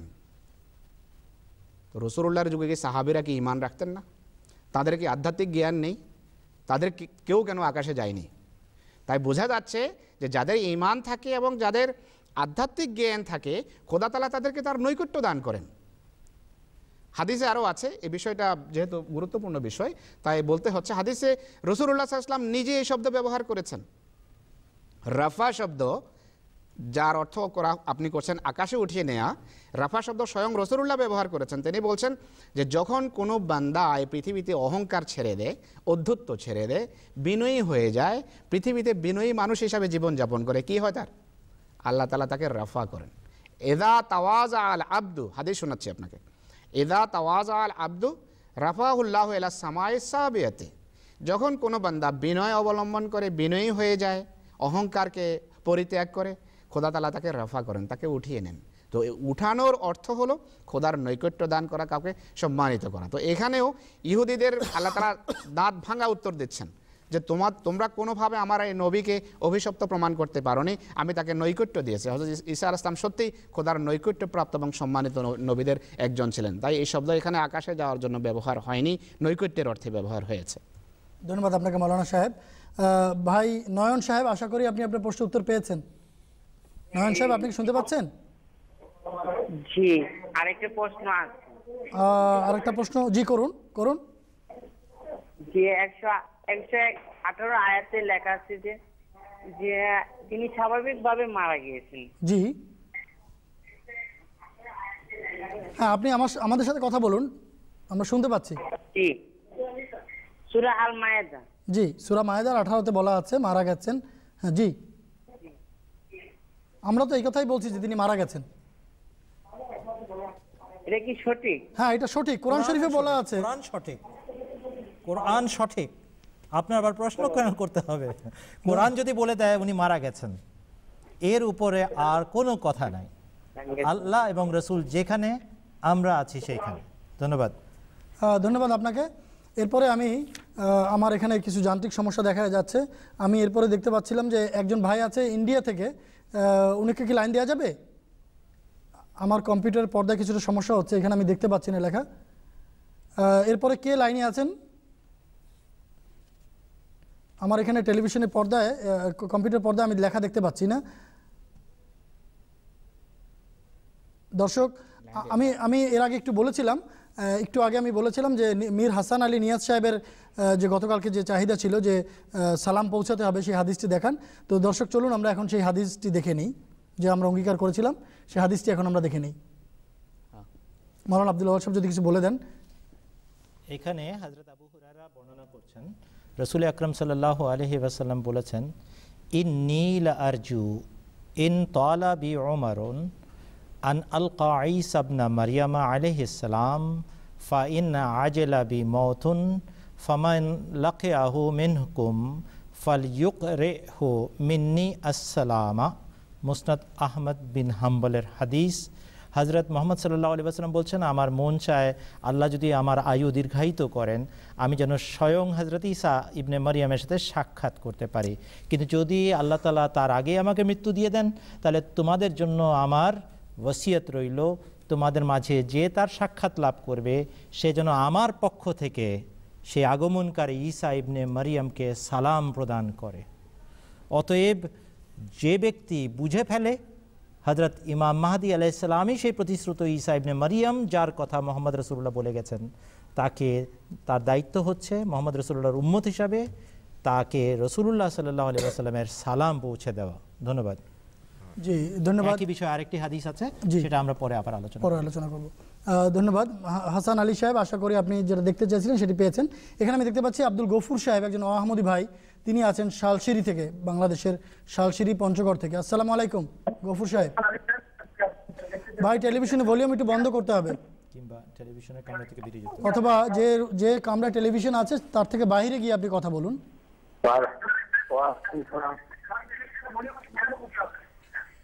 গফুর সাহেব, আসসালামু আলাইকুম, শুনতে পাচ্ছেন?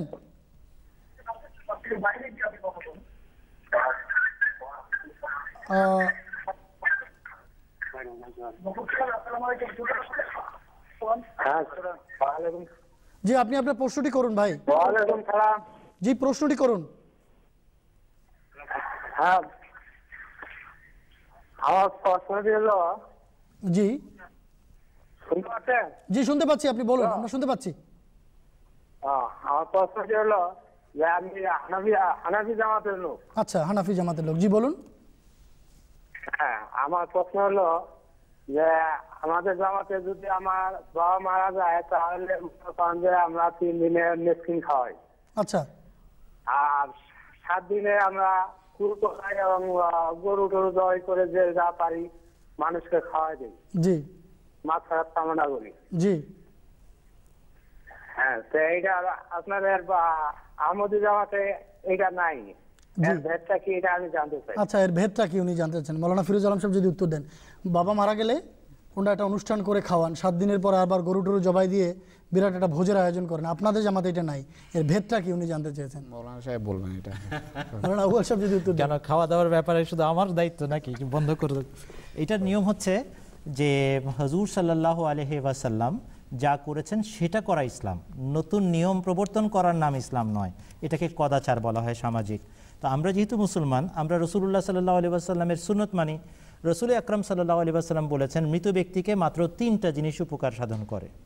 নম্বর 1, নেক সন্তান যারা তার মৃত্যুর পর তার জন্য নিয়মিত দোয়া করে, আল্লাহ তাআলা তাদের দোয়া কবুল করে মৃত ব্যক্তির উপকার সাধন করেন, তার আধ্যাত্মিক উন্নতির ব্যবস্থা করেন। 2, সেই নেক মানুষটা যদি কোনো জ্ঞানের কথা এমন রেখে দিয়ে থাকে যার মাধ্যমে মানুষ উপকৃত হতে থাকে, এই জ্ঞানের কথা যতদিন পর্যন্ত মানুষ চর্চা করবে ততদিন পর্যন্ত সেই মানুষটি উপকার লাভ করবে যে মানুষটা মারা গেছে এই জ্ঞানের কথাটা রেখে। আর যদি সে সাদকায়ে জারিয়া এমন কোনো কাজ সম্পাদন করে দিয়ে থাকে যে কাজের মাধ্যমে সে মানব সেবা করে গেছে, কোথাও একটা ভালো স্কুল দিয়ে থাকে, কোনো একটা চাপকল লাগিয়ে দিয়ে থাকে, রাস্তাঘাট বানিয়ে দিয়ে থাকে, যে ধরনেরই মানব সেবার সুযোগ তাকে আল্লাহ তাআলা দিয়েছেন, যতদিন পর্যন্ত যে ওই গাছ যে লাগিয়ে থাকে, বৃক্ষরোপণ করে থাকে, যে গাছে ফল ধরে এবং মানুষ খেয়ে উপকৃত হয়, ছায়াতে বসে উপকৃত হয়, আল্লাহ তাআলা এই ধরনের মানব সেবামূলক কার্যক্রমের কারণে তাকে যতদিন পর্যন্ত সে কাজ চলতে থাকে তাকে উপকার দিতে থাকেন। তাহলে বোঝা গেল যে রাসূলুল্লাহ সাল্লাল্লাহু আলাইহি ওয়াসাল্লাম কী বলতে চাচ্ছেন। তোমরা গোল হয়ে বসে জিকির আজকার করে তাকে বক্সায় দিলে, তার নামে তসবিহ পড়ে দিলে 1.5 লাখ বার, 2 লাখ বার, 2.5 লাখ বার, 1.25 লাখ বার, 70,000 বার, এইগুলো নাই। হ্যাঁ, তার সন্তানরা যদি দোয়া করে, তার আত্মীয় স্বজনরা তার জন্য যদি দোয়া করে, তাহলে অবশ্যই তার উপকার হবে। এই জন্য 3 দিনের দিন বা 7 দিনের দিন বা 40 দিনের দিন কোনো রকমের ভোজ অনুষ্ঠান আমরা কোরআন এবং হাদিসে এবং সুন্নতে রাসূলে দেখতে পাই না। রাসূলুল্লাহ সাল্লাল্লাহু আলাইহি ওয়াসাল্লামের মৃত্যুর পর কেউ ভোজ অনুষ্ঠান করেন নাই। হযরত আবু বকরের মৃত্যুর পর কোনো সাহাবী অনুষ্ঠান করেন নাই ঘটা করে যে চলো আমরা ওনার পক্ষ থেকে খেয়ে নেই আজকে, এগুলো নাই। এই জন্য আমরাও করি না, আমরা সেই কাজই করি যা হযরত মুহাম্মদ সাল্লাল্লাহু আলাইহি ওয়াসাল্লাম করতে বলেছেন এবং করতে শিখিয়েছেন। ধন্যবাদ। ধন্যবাদ আপনাকে ভাই আব্দুল গফুর সাহেব, আশা করি উত্তর পেয়েছেন। যদি আহমদিয়া জামাত সম্পর্কে জানার কোনো প্রশ্ন থাকে তাহলে আপনি আবার লাইনে আসতে পারেন। আমি এখানে দেখতে পাচ্ছি মোহাম্মদ মনির হোসেন সাহেব আছেন লাইনে মালয়েশিয়া থেকে। আসসালামু আলাইকুম মনির হোসেন সাহেব। ওয়ালাইকুম আসসালাম ওয়া রাহমাতুল্লাহি ওয়া বারাকাতুহু। জি ভাই শুনছি, বলুন। আসসালামু আলাইকুম। ওয়ালাইকুম আসসালাম ওয়া রাহমাতুল্লাহ। আমার প্রশ্ন হলো ভাই, জি, বাংলাদেশে অনেক পীর আছে, যেমন আটরশি, চন্দ্রতলা, জি, জৈনপুরি, এদের লক্ষ লক্ষ মুরিদ আছে। জি, ঠিক আছে, জি জি, লক্ষ লক্ষ মুরিদ আছে। যেমন আমরা তো এখন কোন পীর এখন তো ধরি নাই, যেমন আমাদের মতো মানুষ যেমন ওয়াজ পীরের ওয়াজ করতে যাই অনেক মানুষ বয়াত করাইছে। কারণ আপনাদের যে অনুষ্ঠানটা দেখতেছি, দেখতে 2-3 দিন ধরে দেখতেছি অনুষ্ঠানটা, ভালোই লাগতেছে। আপনাদের যে যুক্তি, যে কথাবার্তা যা দেখতেছি, যা জ্ঞানের থেকে কইতেছে যে না আপনাদের সত্যি। আচ্ছা, যে এখন যেন আমরা যে নামাজ পড়ি, জি, আমরা তো আল্লাহর জন্য নামাজ পড়তে, আল্লাহর তার জন্য নামাজ পড়তেছি। কারণ তো আপনাদের হাতে বদ হই নাই। যেমন আমাদের যে ইমাম আছে, যে মসজিদে হুজুর আছে, তাদের পিছিয়ে তো নামাজ পড়ি। আমরা তো আল্লাহর সন্তান, আল্লাহর তার জন্য নবীর ইয়ার জন্য তো সবকিছু করতেছি। আমার কথা হচ্ছে এইটা, যে পীরেরা এখনো মানুষের হাজার হাজার মানুষ মুরিদ করে এক জায়গায় ওয়াজ করাইতে যাইয়া, তাদের অবস্থা কি না? আমরা তো যেমন বুঝি না, আমরা সবাই তো সব রকম বুঝে না। আমরা তো মতন পাবলিক যে যেদিকে কয় হ্যাঁ এদিকে যায়, যা আল্লাহর পাওয়ার জন্যই। জি জি, আচ্ছা, আমার প্রশ্নটা শুরু করে দিন। এইটাই আমার প্রশ্ন, আপনাদের দায়িত্ব কি? আচ্ছা, আমরা তখন কোনটা সত্য বলুন? আচ্ছা, আপনারা যেই পুরুষ যা শুনতেছি, আপনাদের যেটা আমার মনে হয় যেন একটা সত্যই। আচ্ছা, তো আপনার বিবেক যদি বলে যে এটা সত্য, তাহলে তো এটা মানা উচিত, কারণ আপনার বিবেক যেটা বলে। জি, 100 মানা উচিত। আমি একটুখানি বলি, জি, আপনারা যে নিয়তে আল্লাহকে পাওয়ার জন্য নামাজ পড়ছেন, আপনাদের ইমাম সাহেবের পিছনে আপনার নিয়ত আল্লাহ তাআলা দেখেছেন। আপনার মনের যে সরলতা, আল্লাহকে পাওয়ার যে আকুতি, সেটা আল্লাহ কবুল করেছেন। এই জন্য আজকে আপনি এই অনুষ্ঠানে আসছেন। ওই যে নামাজগুলো পড়েছেন আল্লাহকে পাওয়ার জন্য, আল্লাহ শুনেছেন ইহদিনাস সিরাতাল মুস্তাকিম, হে আল্লাহ আমাদেরকে পথ দেখাও। এতগুলো পীর, এতগুলা মৌলবি আমাদেরকে দলাদলির মধ্যে নিয়ে গেছে, আমাকে তোমার পথ দেখাও। এই জন্য আল্লাহ তাআলা আপনাকে সেই পথে এনেছেন। আর আপনার মন বলছে 100-তে 100 এটা, তাহলে দেরি কিসের? যখন আপনি বলছেন যে এই যে দোয়াগুলো করলাম, এটা কি ফলবে না? ফলছে বলেই তো আপনি জানতে পারছেন যে এটা সত্য। আপনার মন বলছে, যে বিবেক আল্লাহ তাআলা সৃষ্টি করেছেন, সেই বিবেক আপনাকে সাক্ষ্য দিচ্ছে যে এটা সত্য, তুই মান এটাকে। আপনি আল্লাহর পথে আসেন, যে পথে আল্লাহ আপনার ফিতরতকে চালাচ্ছেন। হ্যাঁ, ওই পীর সাহেবরা মানলেন কি মানলেন না, সেটার উত্তর তারা দিবেন।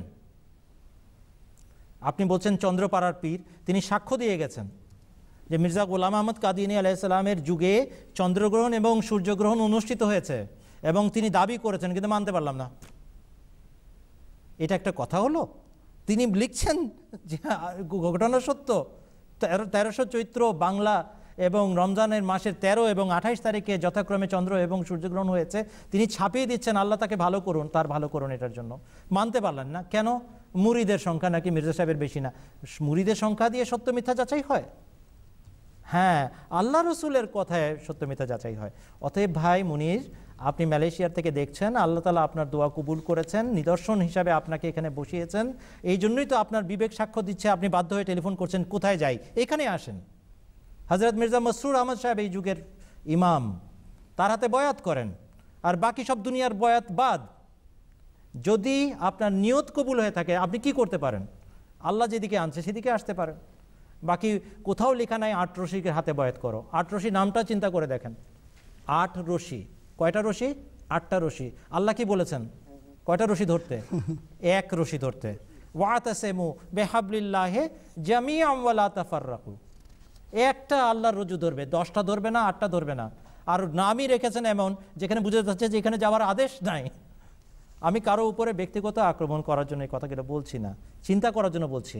আমরা কি নিজেদের প্রচার করার জন্য বসেছি, নাকি আমাদের যোগ্যতা আছে? কিচ্ছু নাই। ওই যে ব্যক্তিকে আল্লাহ তাআলা দাঁড় করিয়েছেন, হযরত মির্জা গোলাম আহমদ কাদিয়ানী আলাইহিস সালাম, তার দিকে তাকান, তার খেলাফতের দিকে তাকান এবং যা সিদ্ধান্ত নেবার নিয়ে ফেলেন। আপনিও হযরত মুহাম্মদ সাল্লাল্লাহু আলাইহি ওয়াসাল্লামের উম্মত, আমরাও হযরত মুহাম্মদ সাল্লাল্লাহু আলাইহি ওয়াসাল্লামের উম্মত। আমরা কেন এখানে এসেছি? বাধ্য। আল্লাহ রাসূল যেখানে, আমরা আছি সেইখানে। আপনি এখন সিদ্ধান্ত নেন আপনি কোথায় যাবেন। ধন্যবাদ। ধন্যবাদ মাওলানা সাহেব। মনির সাহেব, উত্তর পেয়েছেন আপনি? পেয়েছি। আর একটা প্রশ্ন আছে ভাই। আবার একটা বলুন বলুন বলুন বলুন। চন্দ্রপাড়া পীরে বইলা গেছে যে এরকম এরকম হইব, চন্দ্রপাড়া যে বর্তমান বয়টা আছে সে বইলা দেয় নাকি তার মুরিদান দে যে তোমরা সবাই ওই কাদিয়ানি কি ওই আহমদিয়া বয়া দাও, তার সেটা বলে না কেন? আচ্ছা আচ্ছা, এটা বইটা আছে রেডি এই মুহূর্তে? আচ্ছা, মদিনা লিখেন, বইটার নাম লিখেন মদিনা কলকি অবতারের সফিনা, পৃষ্ঠা নম্বর 25। মদিনা কলকি অবতারের সফিনা, পৃষ্ঠা নম্বর 25। সেখানে আপনি পড়ে দেখেন চন্দ্রপাড়ার পীর সাহেব কী সাক্ষ্য দিয়ে গেছেন আজ থেকে 100 বছর আগের ঘটনা, 100 বছরের বেশি আগের ঘটনা, 1894 1895 এর ঘটনা। 1994-95-তে 100 বছর হয়ে গেছে সেটার, এবং সেটার 4র্থ সংস্করণ আমাদের কাছে আছে। এবং তার ভিতরেও 25 নম্বর পৃষ্ঠাতে সেই কথা উনি স্বীকার করে গেছেন, এই ঘটনা ইমাম মাহদির লক্ষণ এবং ঘটে গেছে। আরেকটা বই লিখেছেন, সেই বইতে উনি লিখেছেন যে মির্জা গোলাম আহমদ কাদিয়ানী আলাইহিস সালাম দাবি করেছেন ইমাম মাহদির লক্ষণও পূর্ণ হয়েছে, কিন্তু আমি মানতে পারলাম না, কেননা তার অনুসারীর সংখ্যা মাত্র 5 লক্ষ, সত্যবাদীর লোক সংখ্যা অনেক বেশি হবে। চিন্তা করে দেখেন কি বলছেন পীর সাহেব। কোন নবী তার নিজের যখন দাবি করেন লক্ষ লক্ষ লোক তাকে মেনেছে না মানে? প্রথমে পরীক্ষা করেন আল্লাহ তাআলা, কে আল্লাহকে চায়, কে পায়, তারপরে না পুরস্কারের যুগ আসে, তখন দলে দলে লোক বয়াত করে। এখনো সুযোগ আছে মনির সাহেব, পরীক্ষার যুগে পাশ করেন। ধন্যবাদ। ধন্যবাদ আপনাকে মনির হোসেন সাহেব। আপনার দ্বিতীয় প্রশ্নের উত্তর পেয়েছেন, আশা করি আপনি অনুষ্ঠানটি দেখতে থাকুন। আপনার এই প্রশ্নের সূত্র ধরে আমি এখানে বলতে চাইব যে আপনি যে বলেন যে বিভিন্ন পীর আছে, আহমদি জামাতের কথা শুনেও ভালো লাগছে, মনে হয় এটাই সত্য, আপনাদের কথাগুলো যুক্তিযুক্তি মনে হয়। আহমদি জামাতের পবিত্র প্রতিষ্ঠাতা এই জামাতের ধর্মবিশ্বাস কি বলে গেছেন, এই জামাতের বিশ্বাস কি, সেটি এখন আপনাদেরকে শুনিয়ে দিচ্ছি। চলুন শুনে নেওয়া যাক আমাদের ধর্মবিশ্বাস। হযরত মির্জা গোলাম আহমদ কাদিয়ানী প্রতিষ্ঠিত মসিহ ও মাহদী আলাইহিস সালাম বলেছেন, আমি সত্য বলছি এবং খোদা তাআলার কসম খেয়ে বলছি, আমি এবং আমার জামাত মুসলমান। এই জামাত মহানবী সাল্লাল্লাহু আলাইহি ওয়াসাল্লাম ও কোরআন করিমের প্রতি ঠিক সেভাবেই ঈমান রাখে যেভাবে একজন সত্যিকার মুসলমানের ঈমান রাখা উচিত। ইসলাম থেকে কিঞ্চিত পরিমাণ পদস্খলনকে আমি ধ্বংসের কারণ বলে বিশ্বাস করি। আমার বিশ্বাস হলো এক ব্যক্তি যত কল্যাণ ও বরকত লাভ করতে পারে, যতটা আল্লাহ তাআলার নৈকট্য অর্জনে সক্ষম শুধুমাত্র মহানবী সাল্লাল্লাহু আলাইহি ওয়াসাল্লামের সত্যিকার আনুগত্য ও পূর্ণ প্রেমের মাধ্যমেই সে তা লাভ করতে পারে, তা না হলে নয়। তাঁকে অর্থাৎ রাসূল করিম সাল্লাল্লাহু আলাইহি ওয়াসাল্লামকে বাদ দিয়ে এখন পুণ্যের আর কোনো পথ নেই। লেকচার লুধিয়ানা পৃষ্ঠা 12, মলফুজাত অষ্টম খণ্ড, পৃষ্ঠা 224-225। শুধু দর্শকবৃন্দ, আমরা শুনছিলাম হযরত মসিহ মাউদ আলাইহিসসালামের লেখা একটি উদ্ধৃতি। আমি এই উদ্ধৃতির আলোকে মাওলানা ফিরোজ আলম সাহেবকে অনুরোধ করব ইমাম মাহাদিসের সত্যতা সম্পর্কে কিছু বলার জন্য। সত্যতা সম্পর্কে তো আমরা আলোচনা করছি। হযরত ইমাম মাহদী আলাইহিস সালামের সত্যতার আজকে যেভাবে অনুষ্ঠানের প্রারম্ভেই বলা হয়েছে যে আমরা তার খেলাফত সম্পর্কে মূলত আলোচনা করতে চাই। তো হযরত ইমাম মাহদী আলাইহিসসালাতু ওয়াস সালাম যে আল্লাহর সত্য মাহদী এবং মসিহ ছিলেন, তার সত্যতার সবচেয়ে বড় প্রমাণ আমি মনে করি খেলাফত। তার তিরোধানের পর যেভাবে আমরা অনুষ্ঠানের শুরুতে বলেছি, হযরত মুহাম্মদ সাল্লাল্লাহু আলাইহি ওয়াসাল্লাম কোরআন শরীফের আয়াত এবং রাসূলুল্লাহ সাল্লাল্লাহু আলাইহি ওয়াসাল্লামের উক্তি অনুসারে নবুয়তের পদ্ধতিতে খেলাফত প্রতিষ্ঠিত হয়েছে। এটি ইমাম মাহদী ইসলামের সত্যতার অনেক বড় প্রমাণ। আমরা বলেছি যে ইতিহাসের কোনো কোনো মোড়ে মুসলমানদের মাথায় এই চেতনাবোধ জাগ্রত হয়েছে যে আসলেই আমাদের একজন খলিফা থাকা দরকার। তারা চেষ্টা করেছেন মানবীয় প্রচেষ্টার ভিত্তিতে খলিফা বানানোর, খলিফার আসনে কাউকে আসীন করার, কিন্তু ইতিহাস এই কথার সাক্ষ্য বহন করে যে মানুষের চেষ্টায় কখনো খেলাফত প্রতিষ্ঠিত হয় না। এবং ইতিহাসের বিভিন্ন মোড়ে এটাও দেখা গেছে অনেকে খলিফা সাজার চেষ্টা করেছে। সৌদি আরবেও কোনো কোনো বাদশাহ খলিফার আসনে আসীন হওয়ার চেষ্টা করেছেন যে পুরো মুসলিম উম্মার আমি খলিফা। পাকিস্তানের এক সাহেবের মাথা এভাবে খারাপ হয়েছিল, কিন্তু আল্লাহ তাআলা এই ধরনের লোকদের খলিফা বানান না। খলিফা হওয়ার জন্য চাই ঈমান এবং সৎকর্ম। আল্লাহ তাআলার ফজলে হযরত ইমাম মাহদী আলাইহিসসালাতু ওয়াস সালাম যে জামাত প্রতিষ্ঠিত করেছেন, এখানে ঈমান আছে, এখানে সৎকর্ম আছে। দুর্বলতা মানুষের ভিতর থাকেই। যে নবী পৃথিবীতে এসেছেন তার মান্যকারীদের ভিতর আমরা হাদিসে দেখি কোনো কোনো ক্ষেত্রে বিক্ষিপ্ত বিচ্ছিন্ন দুর্বলতার ঘটনা আমরা হাদিসে দেখতে পাই, এখানেও কোনো জায়গায় আছে। কিন্তু আল্লাহ বলেছেন যে সংখ্যাগরিষ্ঠ শ্রেণী যদি নেকির উপর থাকে এবং সৎকর্ম থাকে, ঈমান থাকে, তাহলে আল্লাহ তাআলা তাদের ভিতর খেলাফত রাখবেন। আর হযরত ইমাম মাহদী ইসলামের সত্যতার লক্ষণ হিসাবে এটিকে আমরা ফলো করে প্রচার করার চেষ্টা করি। এই উদ্দেশ্যে এই দিনটি উদযাপন করা। আল্লাহ তাআলা সবাইকে এই বিষয়টা অনুধাবন করার তৌফিক দান করুন। ধন্যবাদ আপনাকে মাওলানা সাহেব। আমি এবারে আসতে চাচ্ছি, এখানে আমি ফোন লাইনে দেখতে পাচ্ছি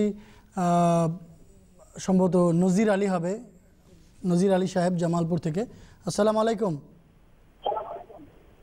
নজির আলী সাহেব, আপনি শুনতে পাচ্ছেন? নজির আলী সাহেব শুনতে পাচ্ছেন আপনি? ওয়ালাইকুম আসসালাম ওয়া রাহমাতুল্লাহ। জি ভাই। মুস্তাফিজুর রহমান সাহেব সোনটিয়া থেকে, জামালপুর সোনটিয়া থেকে।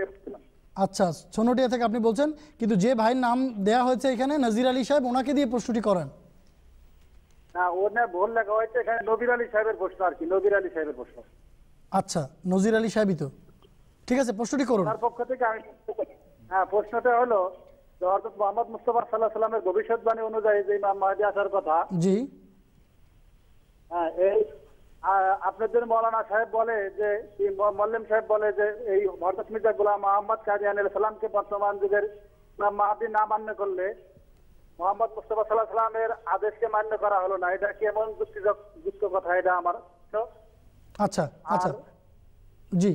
আর দ্বিতীয় একটা প্রশ্ন আছে যে আমাদের মৌলানারা মানুষ মারা গেলে 10 জনে মিলে খতম পড়ায়, খতম পড়ে মানুষ কবর দেয়, 3 জন করে 3 পারা করে খতম পড়ে মানুষ কবর দেয়, এবং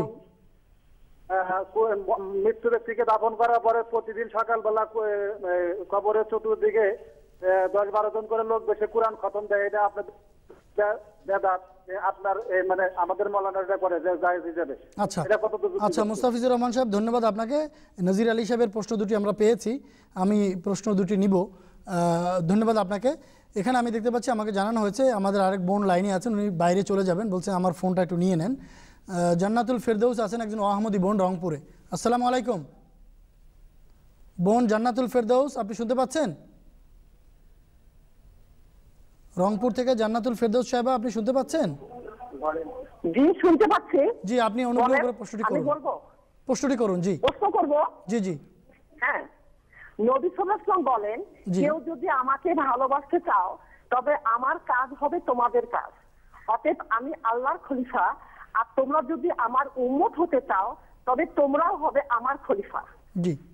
আর আর এক জায়গায় আল্লাহ পাক বলছেন নবী সাল্লাল্লাহু আলাইহি ওয়াসাল্লামের উম্মতকে সৃষ্টি করা হয়েছে মানুষের হেদায়েতের কল্যাণের জন্য। জি। তারা সৎ কাজে আদেশ এবং অসৎ কাজে নিষেধ করবে। জি। অতএব আমরা সবাই নবী সাল্লাল্লাহু আলাইহি ওয়াসাল্লামের খলিফা। জি। আমরা নবীরই খলিফা, আমরা অন্য খলিফাকে আমরা অনুকরণ করার কথা এখানে কোথাও আমি পাইনি। আচ্ছা আচ্ছা বোন, ধন্যবাদ আপনাকে আপনার প্রশ্নটি করার জন্য। উনি মাওলানা আব্দুল ওয়াহাব সাহেব কাছে আমি রাখছি প্রশ্নটি। বোন, আপনার প্রশ্নের উত্তর কোরআন শরীফে আছে। সূরা নূরের 56 নম্বর আয়াতের ভিতরে আল্লাহ তাআলা বলেছেন খেলাফত কি ধরনের হবে এবং রাসূল আকরাম সাল্লাল্লাহু আলাইহি ওয়াসাল্লামের উম্মতের মধ্যে খেলাফত কি ধরনের প্রতিষ্ঠিত হবে সেটাও বলেছেন স্বয়ং আল্লাহ কোরআন শরীফে সূরা নূরের 56 নম্বর আয়াতে। আল্লাহ তাআলা সেখানে বলেছেন ওয়াদাল্লাহুল্লাযিনা আউযু বিল্লাহি মিনাশ শাইতানির রাজীম বিসমিল্লাহির রহমানির রহিম ওয়াদাল্লাহুল্লাযিনা আমানু মিনকুম, আল্লাহ তাআলা অঙ্গীকার করছেন তোমাদের মধ্য থেকে যারা ঈমান এনেছে তাদের সাথে, ওয়া আমিলুস সলিহাতে, কেবল ঈমান আনে নাই সৎকর্মও করেছে ঈমান অনুযায়ী, তাদের সাথে আল্লাহ তাআলা অঙ্গীকার করছেন লাইয়াস্তাখলিফান্নাহুম ফিল আরজে, তাদেরকে আল্লাহ তাআলা খেলাফত দান করবেন পৃথিবীতে, কামা যেভাবে ইস্তাখলাফাল্লাযিনা মিন ক্বাবলিহিম, কামাস্তাখলাফাল্লাযিনা মিন ক্বাবলিহিম, যেভাবে ইতোপূর্বে লোকদের মাঝে জাতির মাঝে আল্লাহ তাআলা খেলাফত প্রতিষ্ঠা করেছিলেন। কিভাবে করেছিলেন এর আগে খেলাফত? ব্যক্তিকেন্দ্রিক খলিফা, আমরা সবাই রাজা, আমাদেরই রাজার রাজত্বে, এটাই যদি হয় যত মত তত পথ। বোন, আপনি যে কথাটা বলছেন সেটা আমরা অস্বীকার করছি না, কিন্তু সেই খেলাফতটা হচ্ছে প্রচারের জন্য, মানুষকে ভালোর দিকে ডাকার জন্য সবার ব্যক্তিগত দায়িত্ব বুঝিয়েছেন রাসূল আকরাম সাল্লাল্লাহু আলাইহি ওয়াসাল্লাম, যে দেখো তুমি যদি মুসলমান হও, নিজে ভালো হও, আমার আদর্শটাকে রপ্ত করো এবং অন্যকে ভালো দিকে ডাকো। কিন্তু খলিফা হবেন সেরকম যেরকম আগে খলিফা ছিলেন। কীরকম ছিলেন আগে খলিফা? হযরত আবু বকর ছিলেন যেরকম আগে খলিফা, যেরকম হযরত উমর ছিলেন খলিফা, যেরকম হযরত উসমান ছিলেন খলিফা, যেরকম হযরত আলী ছিলেন খলিফা। যদি আপনার কথা যুক্তি হিসেবে মেনে নেই, তাহলে এই কথাও আপনাকে প্রশ্নের উত্তর দিতে হবে যে হযরত মুহাম্মদ সাল্লাল্লাহু আলাইহি ওয়াসাল্লামের সাহাবীরা বুঝতেন না কী ধরনের খলিফার ভবিষ্যৎবাণী করছেন রাসূলুল্লাহ সাল্লাল্লাহু আলাইহি ওয়াসাল্লাম? সেখানে কেন ব্যক্তিকেন্দ্রিক খলিফাকে মানলেন তারা? কেন হযরত আবু বকর একজনের হাতে সবাই এক হলেন? কেন হযরত উমরের হাতে সবাই এক হলেন? কেন হযরত উসমানকে সবাই মান্য করলেন? কেন হযরত আলীর হাতে একত্র হলেন? এই জন্য কামাস্তাখলাফাল্লাযিনা মিন ক্বাবলিহিম পরিষ্কারভাবে জানাচ্ছে যে ইতোপূর্বে ইহুদি জাতির মধ্যে যখন নবী আসতেন, নবীর মৃত্যুর পরে যে ব্যক্তিকেন্দ্রিক খলিফা নির্বাচিত হতেন, মনোনীত হতেন, সেই রকমভাবে ব্যক্তি হবেন খলিফা। এই জন্য হযরত আবু বকর একজন খলিফা। আমরা কোরআন শরীফের আয়াতের মধ্যে লেখা আছে খুলাফা আল আরজ ওয়া ইয়াজআলুকুম খুলাফা আল আরজ, তোমাদেরকে প্রতিনিধি বানানো হয়েছে আল্লাহ তাআলার। অবশ্যই আমরা মানি প্রত্যেক ব্যক্তি আল্লাহর রূপে রূপান্তরিত হয় যদি সে সত্যিকার অর্থে এগোনোর চেষ্টা করে, কিন্তু এটা সেই খেলাফতের অঙ্গীকারের অন্তর্ভুক্ত নয়। এখানে ব্যক্তিকেন্দ্রিক কামাস্তাখলাফাল্লাযিনা মিন ক্বাবলিহিমের মধ্যে বলা হয়েছে যেভাবে আগে খলিফা হয়েছেন ব্যক্তি, সেভাবে ব্যক্তি হবেন খলিফা এই উম্মতের মাঝে। অতএব আমরা সবাই রাজা, আমাদেরই রাজার রাজত্বে, এই গল্প এখানে সাজবে না। ধন্যবাদ বোন আপনাকে। আপনি অবশ্যই যা বলেছেন এটা সবাইকে স্মরণ করতে হবে। রাসূলুল্লাহ চেয়েছেন আমরা যেন সবাই মানুষকে ভালো দিকে ডাকি এবং নিজেদেরকে সঠিক পথে পরিচালিত করি। বাকি ওনার প্রশ্ন থেকে বোঝা যায় যে যদি কোরআন শরীফ বুঝে শুনে পড়েন আল্লাহ তাআলার ফজলে, হাদিসের কথা উনি বলেছেন, আপনি ঠিকই বলেছেন। এখানে আল্লাহ তাআলা বলেছেন যে তোমরা সবাই আল্লাহ তাআলার খলিফা। এই সবাই খলিফা হবে যদি ঈমান এবং সৎকর্ম থাকে। আর এই শব্দের মাধ্যমে আসলে আমাদের দায়িত্বের প্রতি আল্লাহ তাআলা দৃষ্টি আকর্ষণ করছেন যে তোমরা যদি নেকি এবং ঈমান এবং সৎকর্মের উপর প্রতিষ্ঠিত থাকো তাহলে তোমরা পৃথিবীতে আল্লাহর কাজ করবে। আল্লাহর খলিফা হওয়া মানে হলো আল্লাহর কাজ করা, অর্থাৎ আল্লাহ যেভাবে পৃথিবীতে রাজত্ব করছেন সেইভাবে তোমাদেরকে কাজ করতে হবে এই পৃথিবীতে। কিন্তু আল্লাহর এই কাজটা মূর্ত রূপে প্রকাশ পায় এক ব্যক্তির মাঝে। ব্যক্তি কেন্দ্রিক যেভাবে উনি বলেছেন, তার মূর্ত রূপ হলো খলিফা। মানে মোমেনদের সর্বসম্মিলিত এবং সর্বসম্মত যে শক্তি এবং মতামত এটি এক ব্যক্তির মাধ্যমে প্রকাশ পায়। ধন্যবাদ আপনাদেরকে। বোন জান্নাতুল ফেরদৌস, আপনি উত্তর পেয়েছেন আশা করি, নাকি আপনার আর কোনো কথা আছে? আমার একটা কথা ছিল ভাই, প্লিজ। সেটা হচ্ছে আল্লাহ পাক বলছেন, হ্যাঁ আল্লাহ পাক বলছেন যে নবী সাল্লাল্লাহু পরে আর কোনো খলিফা বা নবী বা কেউ আসবে না। তো তোমরা যদি মুসলমান থাকতে চাও তবে কোরআন এবং সুন্নাহকে শেষ পর্যন্ত ধরে রাখো, অন্য কিছু বলেন নাই, কোরআন এবং সুন্নাহকে ধরে রাখো। আচ্ছা বোন এই প্রশ্নের উত্তর দিচ্ছে না বলছে। আমি একটু আপনাকে বিনীতভাবে জিজ্ঞেস করছি, এই মুহূর্তে আমরা উত্তরে বললাম আল্লাহ তাআলা বলেছেন তিনি এই উম্মতের মাঝে যারা ঈমান আনবে এবং সৎকর্ম করবে তাদেরকে খেলাফত দান করবেন, আপনি বলছেন বলেন নাই। আমি বলছি কোরআন শরীফের সূরা নূরের 56 নম্বর আয়াতে আল্লাহ তাআলা অঙ্গীকার করছেন হ্যাঁ আমি খলিফা বানাবো যদি ঈমান এবং সৎকর্ম থাকে। আপনি বলছেন অবশ্যই বানাবো, লাইয়াস্তাখলিফান্নাহুম, অবশ্যই অবশ্যই অবশ্যই বানাবো, আপনি বলছেন বলেন নাই। এটা কেমন কথা হলো বোন? আপনাকে অনুরোধ কোরআন শরীফ খোলেন, নির্মল চিত্ত নিয়ে পড়েন এবং এই আয়াতটি বুঝেন। আবার মুসনাদ আহমদ বিন হাম্বলের 4th খণ্ডের 273 নম্বর পৃষ্ঠার থেকে যে হাদিসটা এখানে দেখানো হয়েছে সেখানে হুজুর সাল্লাল্লাহু আলাইহি ওয়াসাল্লাম এই কথা বলেন নাই যে সারাক্ষণই খলিফা থাকবে। নো, আমার পরপরই খেলাফত হবে, আবার অনেক জুলুম অত্যাচারী বাদশাহাত এবং রাজত্বের পরে আবার একবার নবুয়তের পদাঙ্ক অনুসরণে খেলাফত প্রতিষ্ঠা হবে। কি বলছেন সবসময় সবাই খলিফা হবে না, এই কথা বলেন নাই। বলছেন ব্যক্তিকেন্দ্রিক খেলাফত প্রথম যুগে একবার প্রতিষ্ঠিত হবে, শেষ যুগে একবার প্রতিষ্ঠিত হবে। মহাশয় আমি আপনার দৃষ্টি আকর্ষণ করছি সূরা জুমার যে আয়াতটা আছে সেখানেও তো একজন শেষ যুগে আগমনের কথা স্পষ্টভাবে বলা আছে, হাদিসটাও আছে, এখানে বোনকে যদি দেখিয়ে দেওয়া যায়। জি, এখানে দেখুন হযরত আবু হুরায়রা রাদিয়াল্লাহু আনহু বর্ণনা করছেন কুন্না জালুসান ইনদান নবী সাল্লাল্লাহু আলাইহি ওয়াসাল্লাম ফাউনজিলাত আলাইহি সূরাতুল জুমা ওয়া আখিরিনা মিনহুম লাম্মা ইয়ালহাকু বিহিম। আমরা বসেছিলাম রাসূলুল্লাহর কাছে, তখন সূরা জুমার এই আয়াতটি অবতীর্ণ হলো, ওয়া আখিরিনা মিনহুম লাম্মা ইয়ালহাকু বিহিম। কালা কুলতু মান হুম ইয়া রাসূলুল্লাহ, হে আল্লাহর রাসূল আপনি কাদের মাঝে আবার আগমন করবেন? আমরা প্রশ্ন করলাম, ফালাম ইউরাজিহু হাত্তা সাআলা সালাসান, তিনবার প্রশ্ন করলে উত্তর পেলাম না। ফিনা সালমানুল ফারসি, আর আমাদের মাঝে একজন বিদেশি সালমান ফারসি রাদিয়াল্লাহু আনহু ছিলেন। ওয়াজা রাসূলুল্লাহ সাল্লাল্লাহু আলাইহি ওয়াসাল্লাম ইয়াদাহু আলা সালমানা সুম্মা ক্বালা লাউ কানা লিমানু ইনদা সুরাইয়া লানালাহু রিজালুন আও রাজুলুম মিন হাউলাই। মুসলিম বুখারী শরীফ কিতাবুত তাফসীর। উনি হাত রাখলেন সালমান ফারসি বিদেশি সাহাবীর কাদের উপর, বললেন যে আমার আগমন মানে আমার আগমন নয়, লাউ কানা লিমানু ইনদা সুরাইয়া লানালাহু রাজুলুন আও রাজুলুম মিন হাউলাই, যদি ঈমান এই ধরাপৃষ্ঠ ছেড়ে সপ্তর্ষি মণ্ডলীতেও চলে যায় তবুও এদের মাঝ থেকে একাধিক জন বা একজন ব্যক্তি সেটাকে পুনরুদ্ধার করে নিয়ে আসবেন। এখানে যে একাধিক জনের কথা আছে না, এই সিলসিলায় মোহাম্মদিয়ার যে এক্সটেনশন, এই যে শেষ যুগের যে চলমান প্রক্রিয়া, তার মধ্যে যে পারস্য বংশীয় খলিফারা আসছেন এটার ভবিষ্যৎবাণী হাদিস শরীফে বিদ্যমান। হুজুর সাল্লাল্লাহু আলাইহি ওয়াসাল্লাম রাজুলুন শব্দটাও বলেছেন এবং রিজালুন শব্দটাও বলেছেন। এই জন্যই সাহাবী বলছেন যে আমার ঠিক এখন মনে নাই যে এই সময় উনি রাজুলুন বলেছিলেন না রিজালুন বলেছিলেন, আমি দুটোই রেখে দিলাম। তো বুখারী শরীফের হাদিস বলছে রাসূলুল্লাহ সাল্লাল্লাহু আলাইহি ওয়াসাল্লামের প্রতিনিধিত্বকারী ব্যক্তি আসবেন, আপনি বলছেন কেউ আসবেন না। এত সহজ বিষয় তো নয়। আহমদী জামাত পড়াশোনা করে কথাটা বলছে, সবাইকে আমন্ত্রণ জানাচ্ছে, দয়া করে আপনি বিষয়টা বুঝুন। এটা খিলাফতের বিষয় এবং খিলাফতের সাথে আধ্যাত্মিকতার সম্পর্ক বিদ্যমান। আপনাকে একটা কথা আপনার মাধ্যমে আমি জানাতে চাই। হযরত মির্জা গোলাম আহমদ কাদিয়ানী আলাইহিস সালাম এই উম্মতের মাঝে ঐশী খিলাফত প্রতিষ্ঠার তাৎপর্য বর্ণনা করেছেন। আর তিনি শাহাদাতুল কোরআনে বলেছেন স্থলাভিষিক্ত ব্যক্তিকে খলিফা বলা হয়। আর প্রকৃতপক্ষে রসুলের স্থলাভিষিক্ত কেবল সেই ব্যক্তিই হতে পারে যে প্রচ্ছন্নভাবে রসুলের আধ্যাত্মিক উৎকর্ষের অধিকারী, যে প্রচ্ছন্নভাবে রসুলের আধ্যাত্মিক উৎকর্ষের অধিকারী। এই জন্যই মহানবী সাল্লাল্লাহু আলাইহি ওয়াসাল্লাম জগতের অত্যাচারী রাজা বাদশাদের ক্ষেত্রে খলিফা শব্দের প্রয়োগ অনুমোদন করেননি। কেননা খলিফা প্রকৃতপক্ষে রসুলের প্রতিচ্ছায়া হয়ে থাকেন। যেহেতু কারো পক্ষে স্থায়ী জীবন লাভ সম্ভব নয়, তাই খোদা তাআলা জগতের সকল অস্তিত্বের চেয়ে অধিক সম্মানিত এবং শ্রেষ্ঠতর রসুলদের সত্তাকে স্থায়ীভাবে কিয়ামত পর্যন্ত প্রতিচ্ছায়া রূপে জীবিত রাখতে চেয়েছেন। এই উদ্দেশ্য ও লক্ষ্য সাধনের জন্যই তিনি খেলাফত ব্যবস্থা প্রবর্তন করেছেন। জগৎ যেন কখনো কোনো কালেও রসুলের কল্যাণ এবং আশীষ থেকে বঞ্চিত না থাকে। ধন্যবাদ। ধন্যবাদ আপনাকে। আমাকে জানানো হচ্ছে একেবারেই আমরা শেষ পর্যায়ে চলে এসেছি, আমাদেরকে বিদায় নিতে হবে।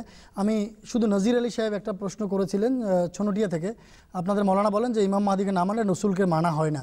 মৌলানা ফিরোজ আলম সাহেব যদি সংক্ষেপে বলে দিতেন। রসুলকে মানা হয় না এটা ঠিক, কারণ যে রসুলের নির্দেশ মানে না সে রসুলকে কীভাবে মানলো? মৌখিক দাবি তো কোনো অর্থ রাখে না, সেটিকে কার্যে রূপায়িত করতে হবে।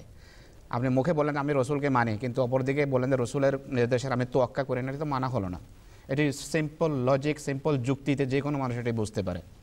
ধন্যবাদ আপনাদেরকে মৌলানা সাহেব। শুধু দর্শকবৃন্দ, আমরা দেখতে দেখতে একদম অনুষ্ঠানের শেষ পর্যায়ে চলে এসেছি। অনেকেই আমাকে লাইনে আছেন কিন্তু আমি সুযোগ দিতে পারছি না। অনেকে ইমেল করেছেন, আমি নামগুলি পড়ে দিচ্ছি শুধুমাত্র। এখানে ইফতি সাহেব খুব সুন্দর একটা প্রশ্ন করেছিলেন কিন্তু নিতে পারিনি আমি। হাফেজ আবুল খায়ের মল্লেম সাহেব বলছেন যে অনেকেই নারায়ণগঞ্জে অনুষ্ঠান উপভোগ করছেন। আনোয়ার আলী ইমরান কায়েদ আহমদনগর বলছেন অনেকেই অনুষ্ঠান উপভোগ করছেন। আয়েশা শিরিন সাহেবা ভরতপুর থেকে প্রশ্ন পাঠিয়েছিলেন। এছাড়া আরও অনেকেই আছেন। হেলাল উদ্দিন সাহেব কুমিল্লা থেকে আরও একটি প্রশ্ন পাঠিয়েছেন কিন্তু আমি সুযোগ দিতে পারছি না। আমাদের উদ্দেশ্য ছিল আপনাদের কাছে ইমাম মাহাদি ইসলামের আগমন বার্তা পৌঁছে দেওয়া, ইমাম মাহাদি ইসলামের পরে যে খেলাফত প্রতিষ্ঠিত হয়েছে সেই খেলাফতের সত্যতা আপনাদের সামনে তুলে ধরা এবং এই খেলাফতের সাথে যুক্ত থাকার ফলে যেসব কল্যাণ আমরা লাভ করতে পারি তাও আপনাদের সামনে তুলে ধরা। শুধু অসুবিধা আমরা চেষ্টা করেছি। আশা করি আমাদের এই আয়োজন আপনাদের ভালো লেগেছে। আগামী জুলাই মাসে আবার প্রোগ্রাম নিয়ে আমরা আপনাদের সামনে উপস্থিত হব। গত 3 দিনের আমাদের যে অনুষ্ঠানগুলো সেগুলো ইউটিউবে আপলোড করা আছে। আজকের অনুষ্ঠান শেষ হওয়ার 1-2 ঘন্টা পরে ইউটিউবে আপলোড করে দেওয়া হবে। আশা করি আপনারা দেখবেন। মৌলানা সাহেবদেরকে ধন্যবাদ জানাচ্ছি এবং এই অনুষ্ঠান সফল করার জন্য যারা যেভাবে যেখানে কাজ করেছেন সবাইকে ধন্যবাদ জানাচ্ছি। শুধু দর্শকবৃন্দ, বিদায় নেবার আগে আপনারা টেলিভিশন পর্দায় বসে আছেন, শুধুমাত্র এটুকু মনে করে দিচ্ছি আমাদের প্রিয় ইমাম হযরত মির্জা মাসউদ আহমদ খলিফাতুল মসিহ আল খামেস আইদাল্লাহু তাআলা বিনাসিল আজিজ 2008 সালে খেলাফত জুবলি শতবর্ষ উপলক্ষে তিনি যে বক্তৃতা দিয়েছিলেন সেখানে আহমদীদেরকে সমবেতভাবে তিনি একটি প্রতিজ্ঞা করিয়েছিলেন, তিনি একটি অঙ্গীকার নিয়েছিলেন। চলুন বিদায় নেবার আগে সেটি দেখে নেই। আমি বিদায় নিচ্ছি এবং এই যে খেলাফতের যে অঙ্গীকারনামা সেটি দেখিয়ে আমাদের অনুষ্ঠান শেষ হবে। আসসালামু আলাইকুম ওয়া রাহমাতুল্লাহি ওয়া বারাকাতুহু। এবং আমরাও পুনরায় অঙ্গীকার ব্যক্ত করব আল্লাহ তাআলার দরবারে, আল্লাহ যেন আমাদেরকে জি অবশ্যই আমরাও অঙ্গীকার ব্যক্ত করব যেন আল্লাহ তাআলা আমাদেরকে তা পালন করার তৌফিক দান করেন। ধন্যবাদ আপনাদেরকে।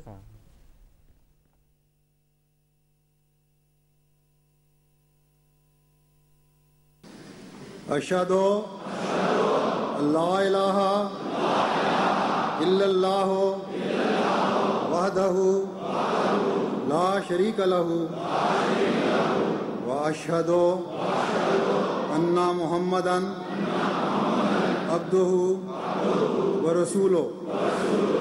आज खिलाफत अहमदिया के 100 साल पूरे होने पर हम अल्लाह ताला की कसम खाकर इस बात का अहद करते हैं कि हम इस्लाम और अहमदियत की इशाअत और मोहम्मद रसूलुल्लाह सल्लल्लाहु अलैहि वसल्लम का नाम दुनिया के किनारों तक पहुंचाने के लिए अपनी ज़िंदगियों के आखिरी लम्हात तक कोशिश करते चले जाएंगे और इस मुक़द्दस फरीज़े की तकमील के लिए हमेशा अपनी ज़िंदगियाँ खुदा और उसके रसूल सल्लल्लाहु अलैहि वसल्लम के लिए वक्फ रखेंगे और हर बड़ी से बड़ी कुर्बानी पेश करके क़यामत तक इस्लाम के झंडे को दुनिया के हर मुल्क में ऊंचा रखेंगे। हम इस बात का भी इकरार करते हैं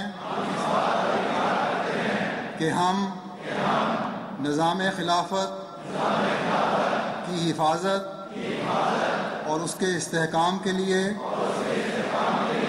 आखिरी दम तक जिद्दोजहद करते रहेंगे और अपनी औलाद दर औलाद